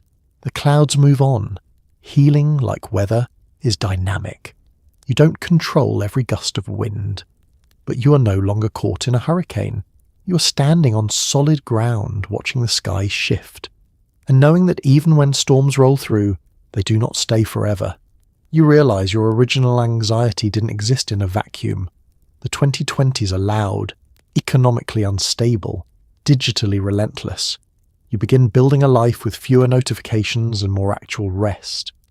The pill was never the whole story. Let's zoom out, because for a long time, you frame the anxiety as a personal flaw, a wiring issue, a weakness in your circuitry that required pharmaceutical reinforcement. But now, with some distance, you look around. Your phone lights up every few minutes.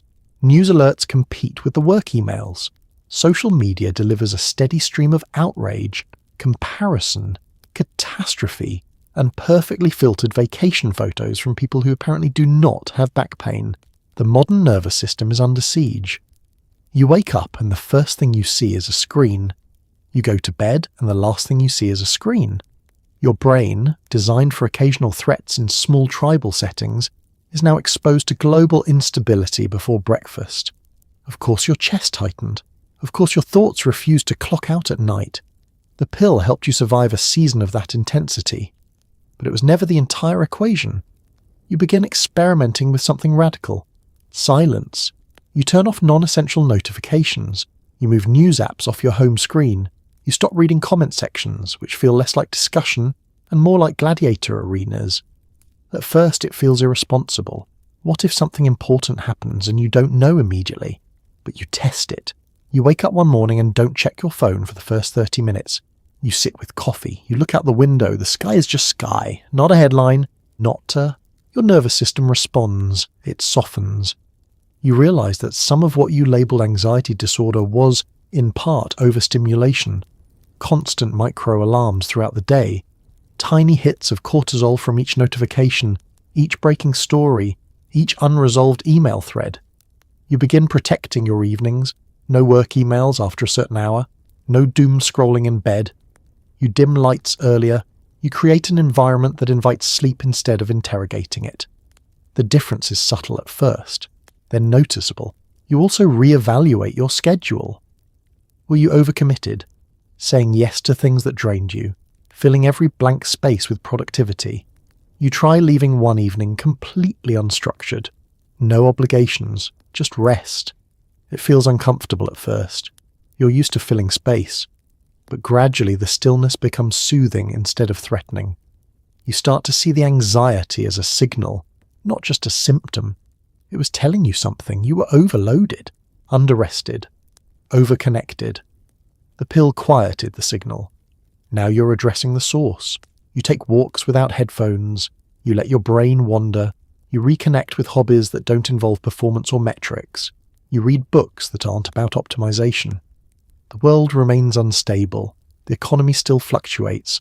The headlines still cycle. But your exposure changes. You realize you can't control the decade, but you can control your input. Your nervous system, once chronically braced, begins to trust that it's not constantly under threat. The pill was never the villain. It was a tool. But it was never the whole story. The whole story includes burnout, digital overload, cultural pressure, and a brain that was doing its best in an environment it was never evolutionarily designed for.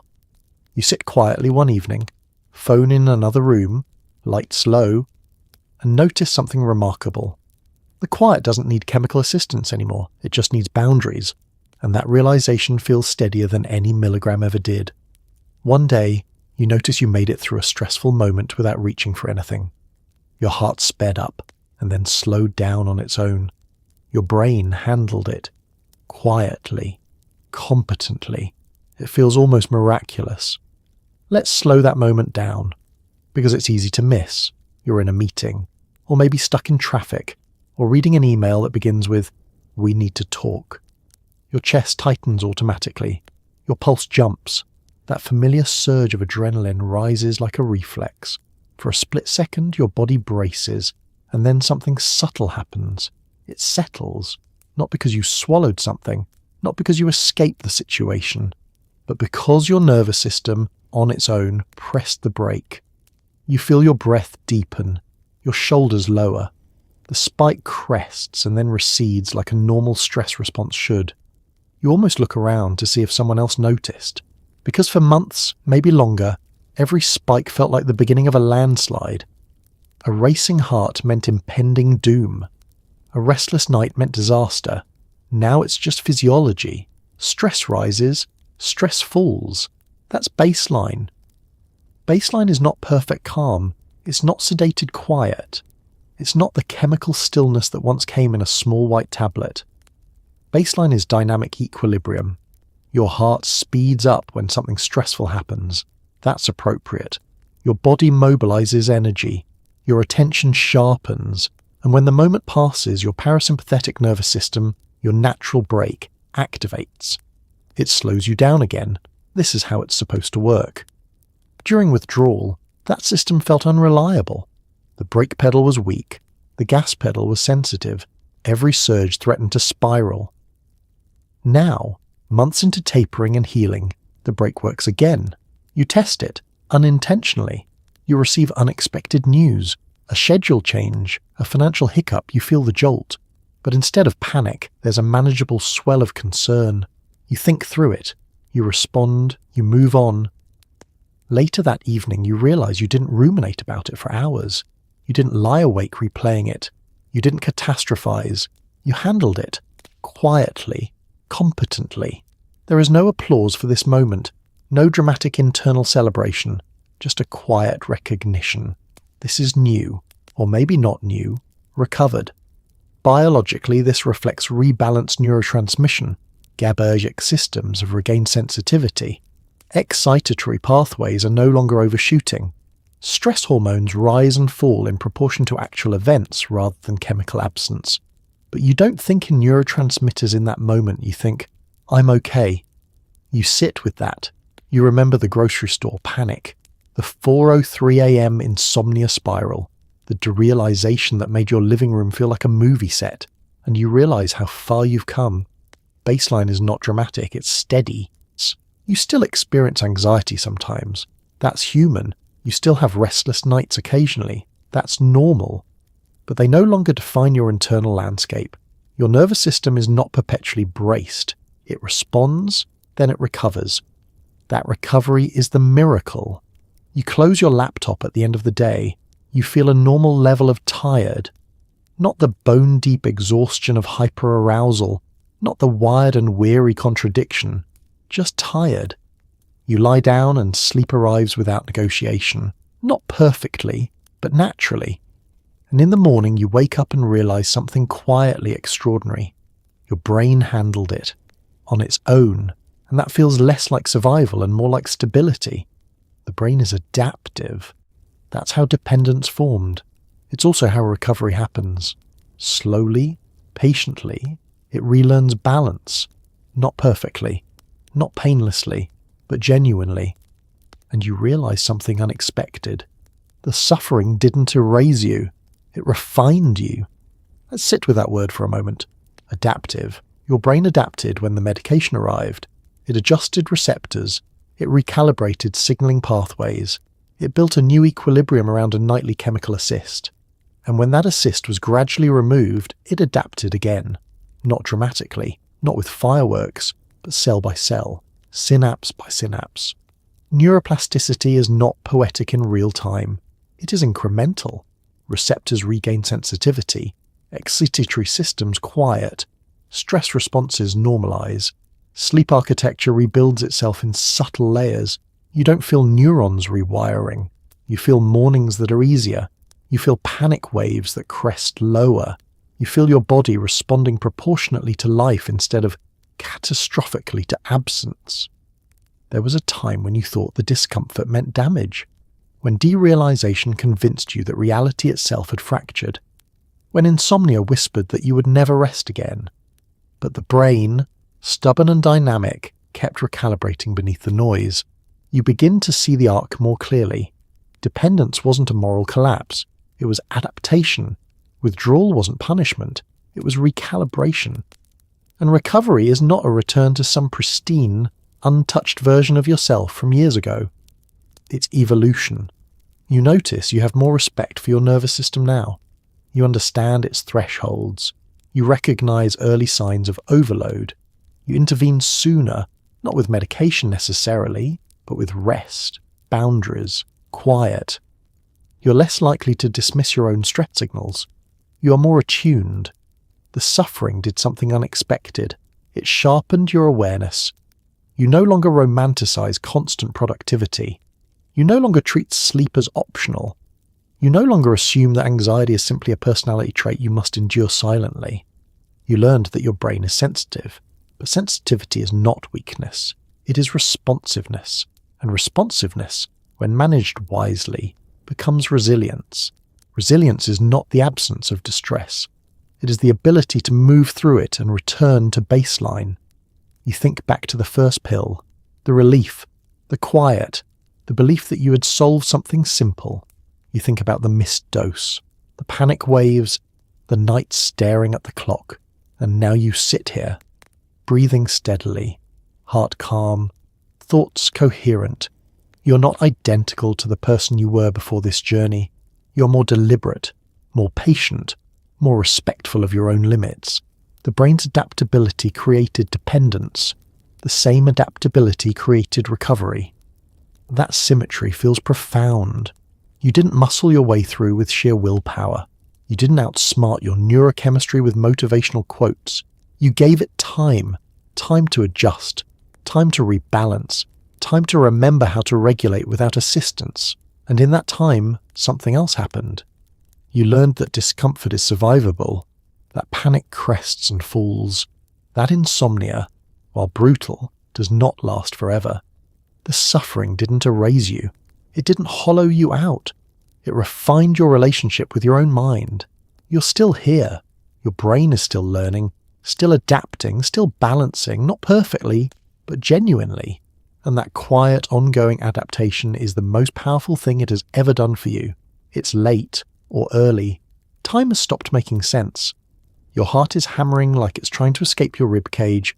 Your hands are shaking. And Google has just informed you that you're either dying or mildly inconvenienced. You end up in a fluorescent emergency room chair, explaining through clenched teeth that you recently stopped a medication. The nurse nods knowingly. Benzodiazepine withdrawal is not rare here. You feel embarrassed, dramatic, but your nervous system is not being dramatic. It is in full alarm mode. The monitors beep, the lights hum, and you sit there realizing that something prescribed so casually can leave so loudly. Let's stay in that chair for a moment. The vinyl is cold, slightly cracked. You're wearing socks but no real shoes because you left the house in a hurry, half convinced you might collapse before finding your car keys. The waiting room television plays muted news footage no one is really watching. A child coughs somewhere to your left. A vending machine glows in the corner like a shrine to questionable snacks. Your heart is still racing.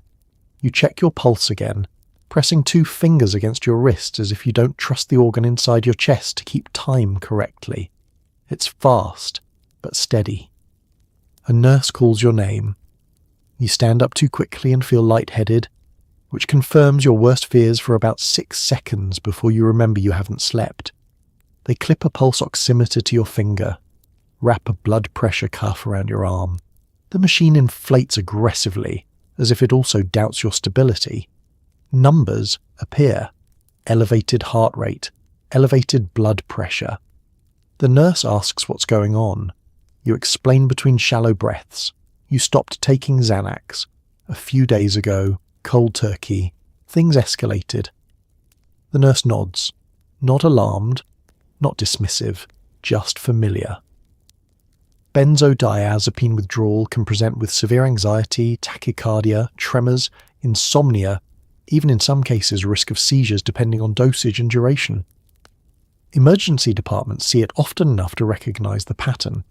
You are not the first person to sit in this chair at 2:17 a.m., convinced your nervous system has betrayed you.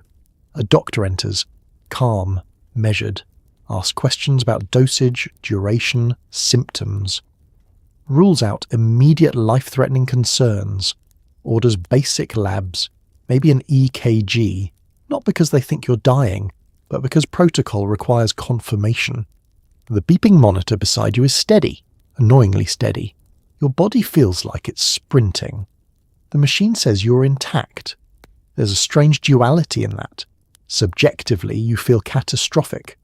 Objectively, your vital signs, while elevated, are not catastrophic. This is the paradox of panic compounded by withdrawal. Your fight-or-flight system is screaming, but there is no tiger in the room. Eventually the edge begins to soften. Maybe they administer a small dose under supervision. Maybe they reassure you and discuss a safer taper plan. Maybe they simply monitor until your heart rate slows naturally. Regardless, something shifts.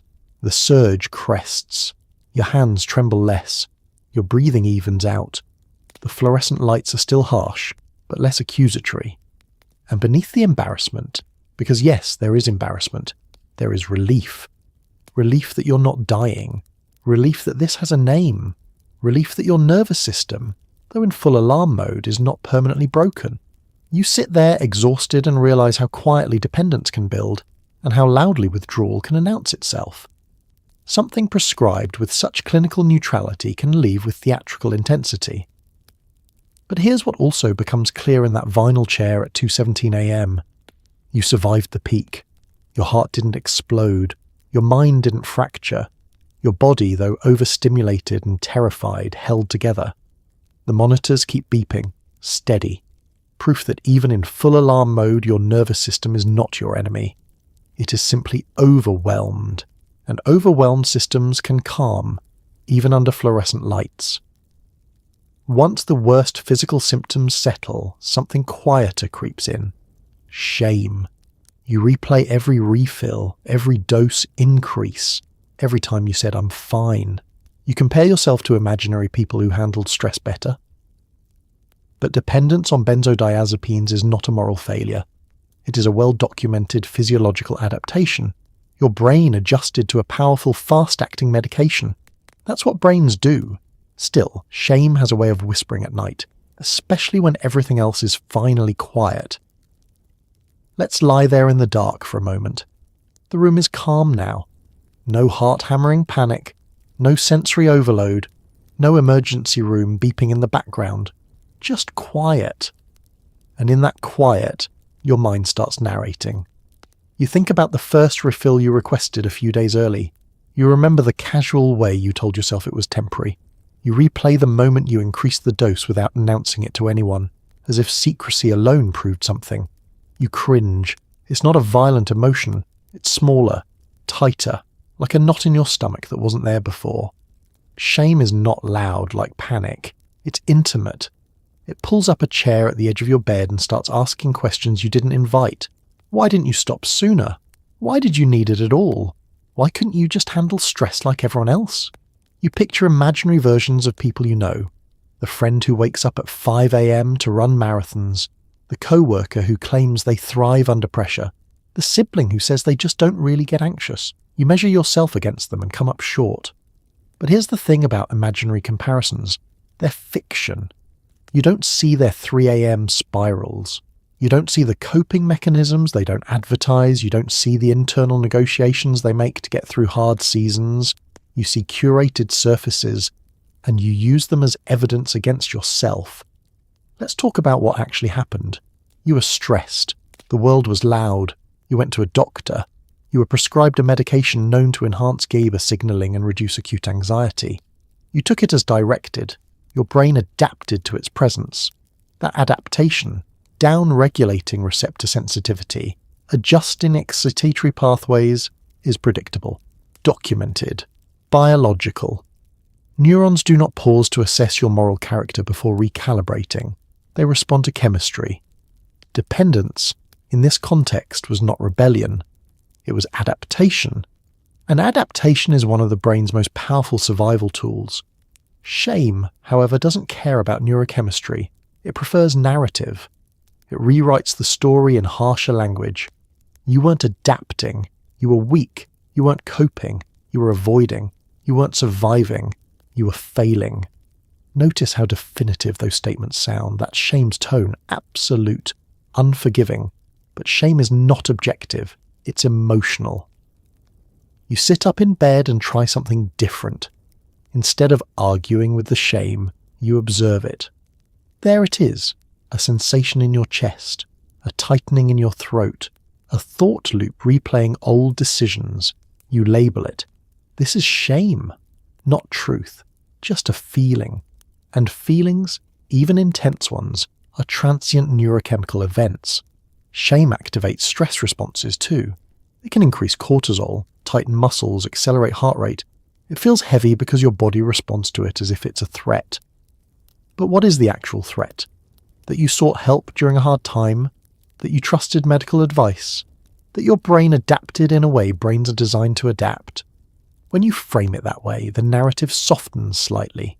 You start remembering the context, the pandemic, the insomnia, the relentless stress.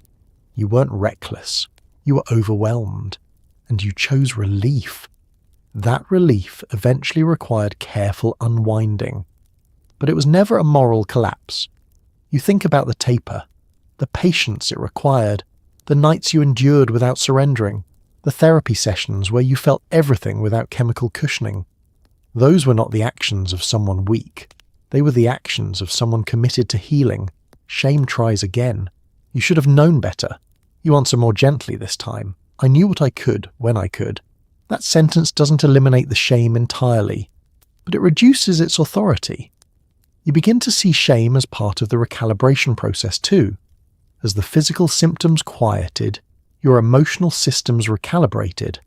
Without the chemical buffer, emotions arrived more vividly. Grief, anger, and yes, shame. It's part of the full spectrum, but you don't have to let it define you. You lie back down. The room is still quiet. The shame whisper returns, softer now. You meet it with context, with science, with compassion. You remind yourself that brains adapt, that healing is messy, that surviving withdrawal required more strength than shame will ever acknowledge. The knot in your stomach loosens slightly. Not gone, but manageable. You close your eyes and feel something else emerging. Not pride, not bravado, just understanding. You did what you could with the tools you had, and when those tools required adjustment, you adjusted. Shame may visit at night, but it does not get to narrate the whole story, because the full story includes adaptation, persistence, healing, and a nervous system that learned, slowly and imperfectly, how to balance again. You return to work mid-taper, pretending everything is normal. Emails still arrive. Meetings still happen. Someone says, "You seem tired." You laugh it off. Inside, your concentration feels like a flickering light bulb. Benzodiazepine withdrawal can temporarily affect cognition. Memory lapses, slower processing, trouble focusing. You reread the same sentence 4 times. You write notes on sticky pads like a detective building a case against your own brain. Outwardly functional, inwardly recalibrating. Let's open the laptop. The screen glows, the inbox refreshes. The subject lines line up like small demands on your attention. You used to move through this effortlessly. Scan, prioritize, respond, done. Now you read an email and reach the bottom only to realize you absorbed none of it. The words slid past your eyes without landing anywhere useful. You scroll back up. Start again. Cognitive symptoms during benzodiazepine tapering are not uncommon. When GABA systems are recalibrating and sleep has been inconsistent, attention and working memory can take a temporary hit. Processing speed slows. Retrieval falters. You're not suddenly incompetent. Your brain is healing. But knowing that does not entirely soothe the insecurity. In a meeting, someone asks for your input. You know the answer. You've handled this kind of problem for years. Yet for a split second, your mind blanks, not empty of knowledge, just slower to access it. You feel heat rise in your face. You respond eventually, thoughtfully, competently, but the delay feels enormous to you. You begin compensating.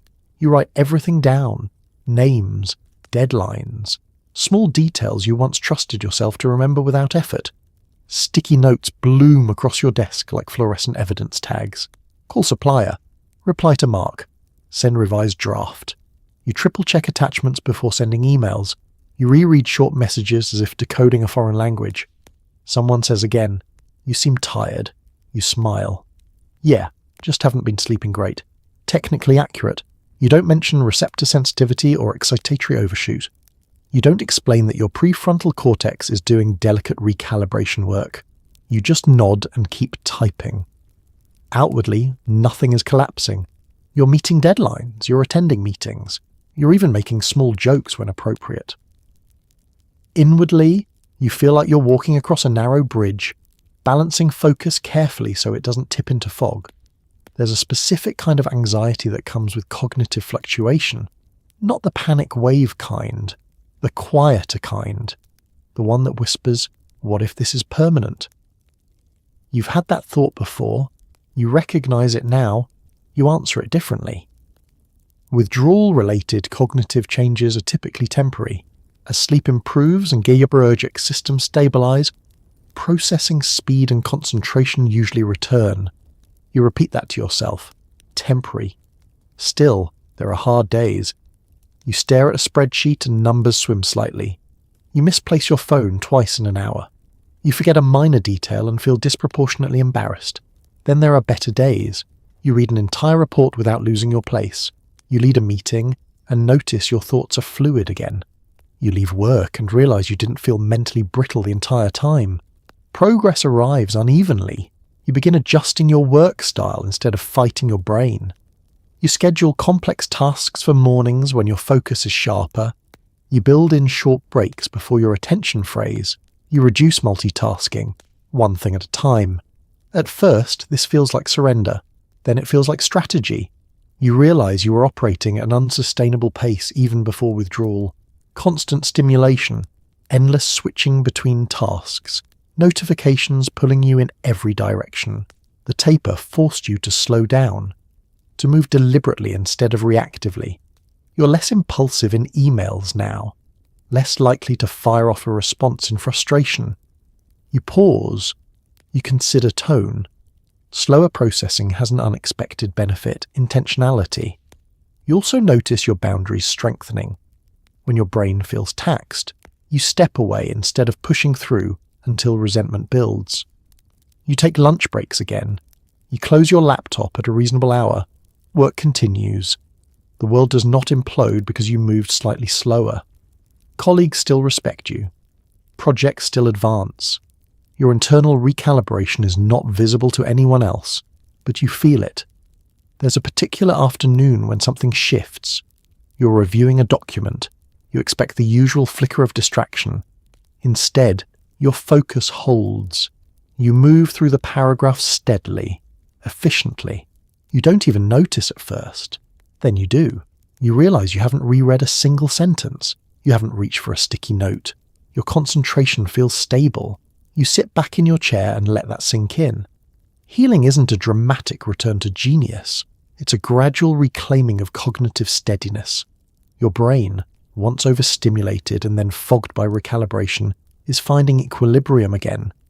You leave the office that evening, physical or digital, and notice you're tired in a normal way. Not fried, not brittle, just done. You reflect on how you stayed functional even when your internal wiring felt delicate. You adapted. You built systems. You asked less of yourself when you needed to. Outwardly functional. Inwardly recalibrating.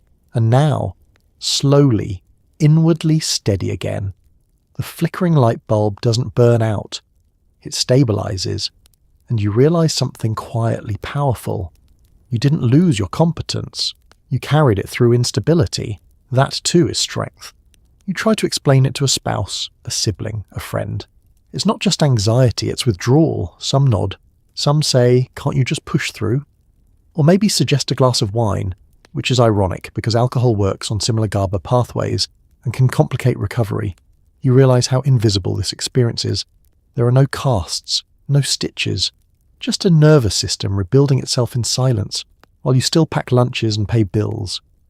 Let's sit at the dinner table. Plates clink. Someone asks how your day was. You pause for a second longer than usual because the honest answer feels complicated. You could say, "Fine." You could say, "Busy." Instead, you try something braver. "It's been harder than I expected." Stopping the medication. There's a beat of silence. Someone nods politely. Someone else frowns, confused. But you weren't on that much, right? The question isn't cruel. It's practical. Logical. It reflects the way most people understand prescriptions. You take them. You stop them. You move on. They don't see receptor downregulation. They don't see excitatory pathways overshooting. They don't feel the hyper-arousal humming under your skin at 2 a.m. They see you standing there holding a fork, looking mostly normal. Withdrawal has no visible uniform, no sling, no scar, no caster sign. You are upright. You are functioning. Therefore, in their mental math, you must be fine. You try again. It's not just stress. It's my brain adjusting. You say words like GABA and nervous system recalibration, and their eyes glaze slightly. Not because they don't care, but because the mechanism is invisible. Someone suggests maybe you're just overthinking it. Someone else says a glass of wine might help you relax. You swallow the irony. Alcohol, like benzodiazepines, enhances GABA signaling. During withdrawal, it can temporarily blunt symptoms but ultimately destabilize the same pathways you're trying to rebalance. You could give a small lecture on cross-tolerance and receptor sensitivity. You don't. You just say, I'm trying to avoid that right now. And the conversation shifts to something easier. Vacation plans, work gossip, the neighbour's new fence. You sit there and feel two realities at once. Externally, normal life. Internally, a nervous system still fine-tuning its brakes. This is the strange isolation of invisible recovery. You are rebuilding something intricate inside your skull, while simultaneously remembering to buy milk and respond to emails. You still pack lunches, you still pay bills, you still attend birthdays and show up at meetings. But sometimes, during those ordinary tasks, there's a faint hum under your awareness, a reminder that your brain is doing delicate work. It's lonely, occasionally, not because your family is unkind, but because they cannot inhabit your nervous system. They didn't feel the panic waves crest in the grocery store. They didn't stare at the clock at 4:03 a.m. bargaining with sleep. They didn't sit under fluorescent lights at 2:17 a.m., heart racing, wondering if it would ever slow down. You did. You begin to understand something important. Validation doesn't require universal comprehension. Not everyone needs to understand the biochemistry to respect your boundaries. You start simplifying. I'm taking it slow right now. I need more rest than usual. I'm cutting back on things for a while. You stop over-explaining. Your recovery is not a debate. It's a process. Sometimes, someone will surprise you.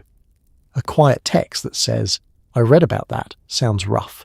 A small gesture of support, and sometimes no one will mention it again. Both are okay. You begin to build a quieter confidence. You don't need external proof that what you went through was real. Your body was the proof. Your heart rate was the proof. Your insomnia was the proof. And now, your steady mornings are the proof too. You also notice something softer emerging. Empathy. When someone else says they're anxious, you don't dismiss it. When someone says they're exhausted in a way that doesn't make sense on paper, you believe them. You know how much can be happening beneath the surface. The family may not quite get it, but they don't have to. You have learned how to live inside your nervous system with patience. You have learned that healing can be invisible and still profound. One evening you're at the sink washing dishes. Water runs warm over your hands. Someone is laughing in the other room. You notice your body is calm, not sedated, not braced, just calm. No one comments on that. No one applauds it. But you do. Because you remember when calm felt unreachable. You remember when explaining yourself felt urgent and misunderstood. Now, you explain less. You live more. Your nervous system continues its quiet reconstruction. Receptor by receptor, signal by signal, while you still pack lunches, while you still pay bills, while you still sit at dinner tables and answer, fine, thanks. And beneath all of it, a steadiness grows. Invisible to most, but deeply, unmistakably real to you. Months later, something shifts. Not dramatically, not with fireworks. You handle a stressful day and notice the anxiety crest and fall on its own. No pill, no emergency plan, just breath, just time. You begin to trust your brain again, not because it never falters, but because it recovers. You look back at the worst weeks and realize you survived something profoundly uncomfortable without surrendering. The same nervous system that panicked also healed, and that quietly is its own kind of strength. Let's stretch that moment out, because this is the part no one warns you about, not the suffering, the stability. You expected withdrawal to be dramatic. You expected healing to feel dramatic too, a cinematic return to normal, a trumpet blast from your prefrontal cortex announcing, Congratulations, your GABA receptors are fully operational. Instead, it's subtle. You wake up one morning and realize you didn't scan your body immediately. You didn't check for symptoms. You didn't assess your heart rate before even sitting up. You just got out of bed. That's new. A stressful email arrives mid-afternoon. You feel the jolt, your nervous system doing what nervous systems are designed to do. Cortisol rises slightly. Heart rate ticks upward. Attention sharpens. And then, like a well-trained orchestra, your parasympathetic system steps in. Your breathing deepens without conscious effort. Your shoulders drop. The surge dissipates. There is no internal collapse, no catastrophic cascade.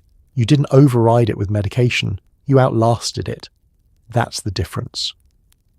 Let's talk about trust. For months, maybe longer, you didn't trust your own body. A racing heart meant impending doom. A sleepless night meant regression. A flicker of derealization meant you were losing something fundamental. Now a racing heart means stress. A sleepless night means you'll be tired tomorrow. A flicker of unreality means you need rest. The interpretation changed. An interpretation shapes physiology as much as physiology shapes interpretation. Your brain, once hypervigilant and oversensitive, has recalibrated its threat detection system. The amygdala still fires when appropriate, but the prefrontal cortex, your reasoning center, steps in sooner, more confidently. You don't panic at the first sign of discomfort. You observe, you respond, you recover. And here's the quiet miracle. Recovery feels automatic again. There was a time when calming yourself required effort, rituals, techniques, emergency strategies. You had to manage your nervous system like it was a malfunctioning appliance. Now, it manages itself most of the time. You're not fearless. You're regulated. That's different. You begin noticing small, almost laughable markers of growth. You sit in traffic and don't immediately feel trapped. You attend a crowded event and feel mildly overstimulated, but not overwhelmed. You drink coffee without mentally preparing for a panic wave. You sleep through the night more often than not. These are not heroic achievements. They are baseline. And baseline, after what you endured, feels like luxury. Let's revisit those worst weeks. The emergency room chair at 2:17 a.m., the 4:03 a.m. clock checks, the derealization that made your living room feel like a stage set, the shame spiral whispering that you broke something permanently. You remember thinking, I can't keep doing this. But you did. Not because you were fearless, because you were stubborn, because you were curious enough to believe your brain could rebalance, because you chose the slow taper instead of the dramatic exit, because you kept breathing when panic told you not to. Strength didn't arrive as bravado. It arrived as persistence. And here's the most surprising part. The same nervous system that terrified you proved capable of repair. The circuits that misfired stabilized. The receptors that downregulated upregulated again. The hyperarousal quieted. Your brain, adaptable to a fault, adapted back. Neuroplasticity is not poetic in textbooks. It's described in terms of receptor sensitivity and synaptic modulation, but living through it feels like witnessing something sacred. You are not permanently altered. You are temporarily out of balance. There's a difference. You start seeing anxiety differently now. Not as an enemy, not as a personality flaw, but as energy. Information. A system that, when dysregulated, can wreak havoc, but when balanced, protects you. You don't resent your sensitivity anymore. You respect it. You build your life accordingly. You protect your sleep. You limit your inputs. You take stress seriously before it snowballs, not out of fear, out of wisdom. That's strength too. Strength is not powering through exhaustion until collapse. Strength is stepping back before collapse happens. Strength is saying no. Strength is closing the laptop. Strength is going to bed when you're tired instead of pushing through one more episode. Strength is trusting that your body can handle discomfort without chemical rescue. You realize something else. You're kinder now. To yourself. To others who struggle. You no longer roll your eyes at anxiety. You no longer think, why don't they just calm down? You know how loud a dysregulated nervous system can be. You know how convincing panic feels.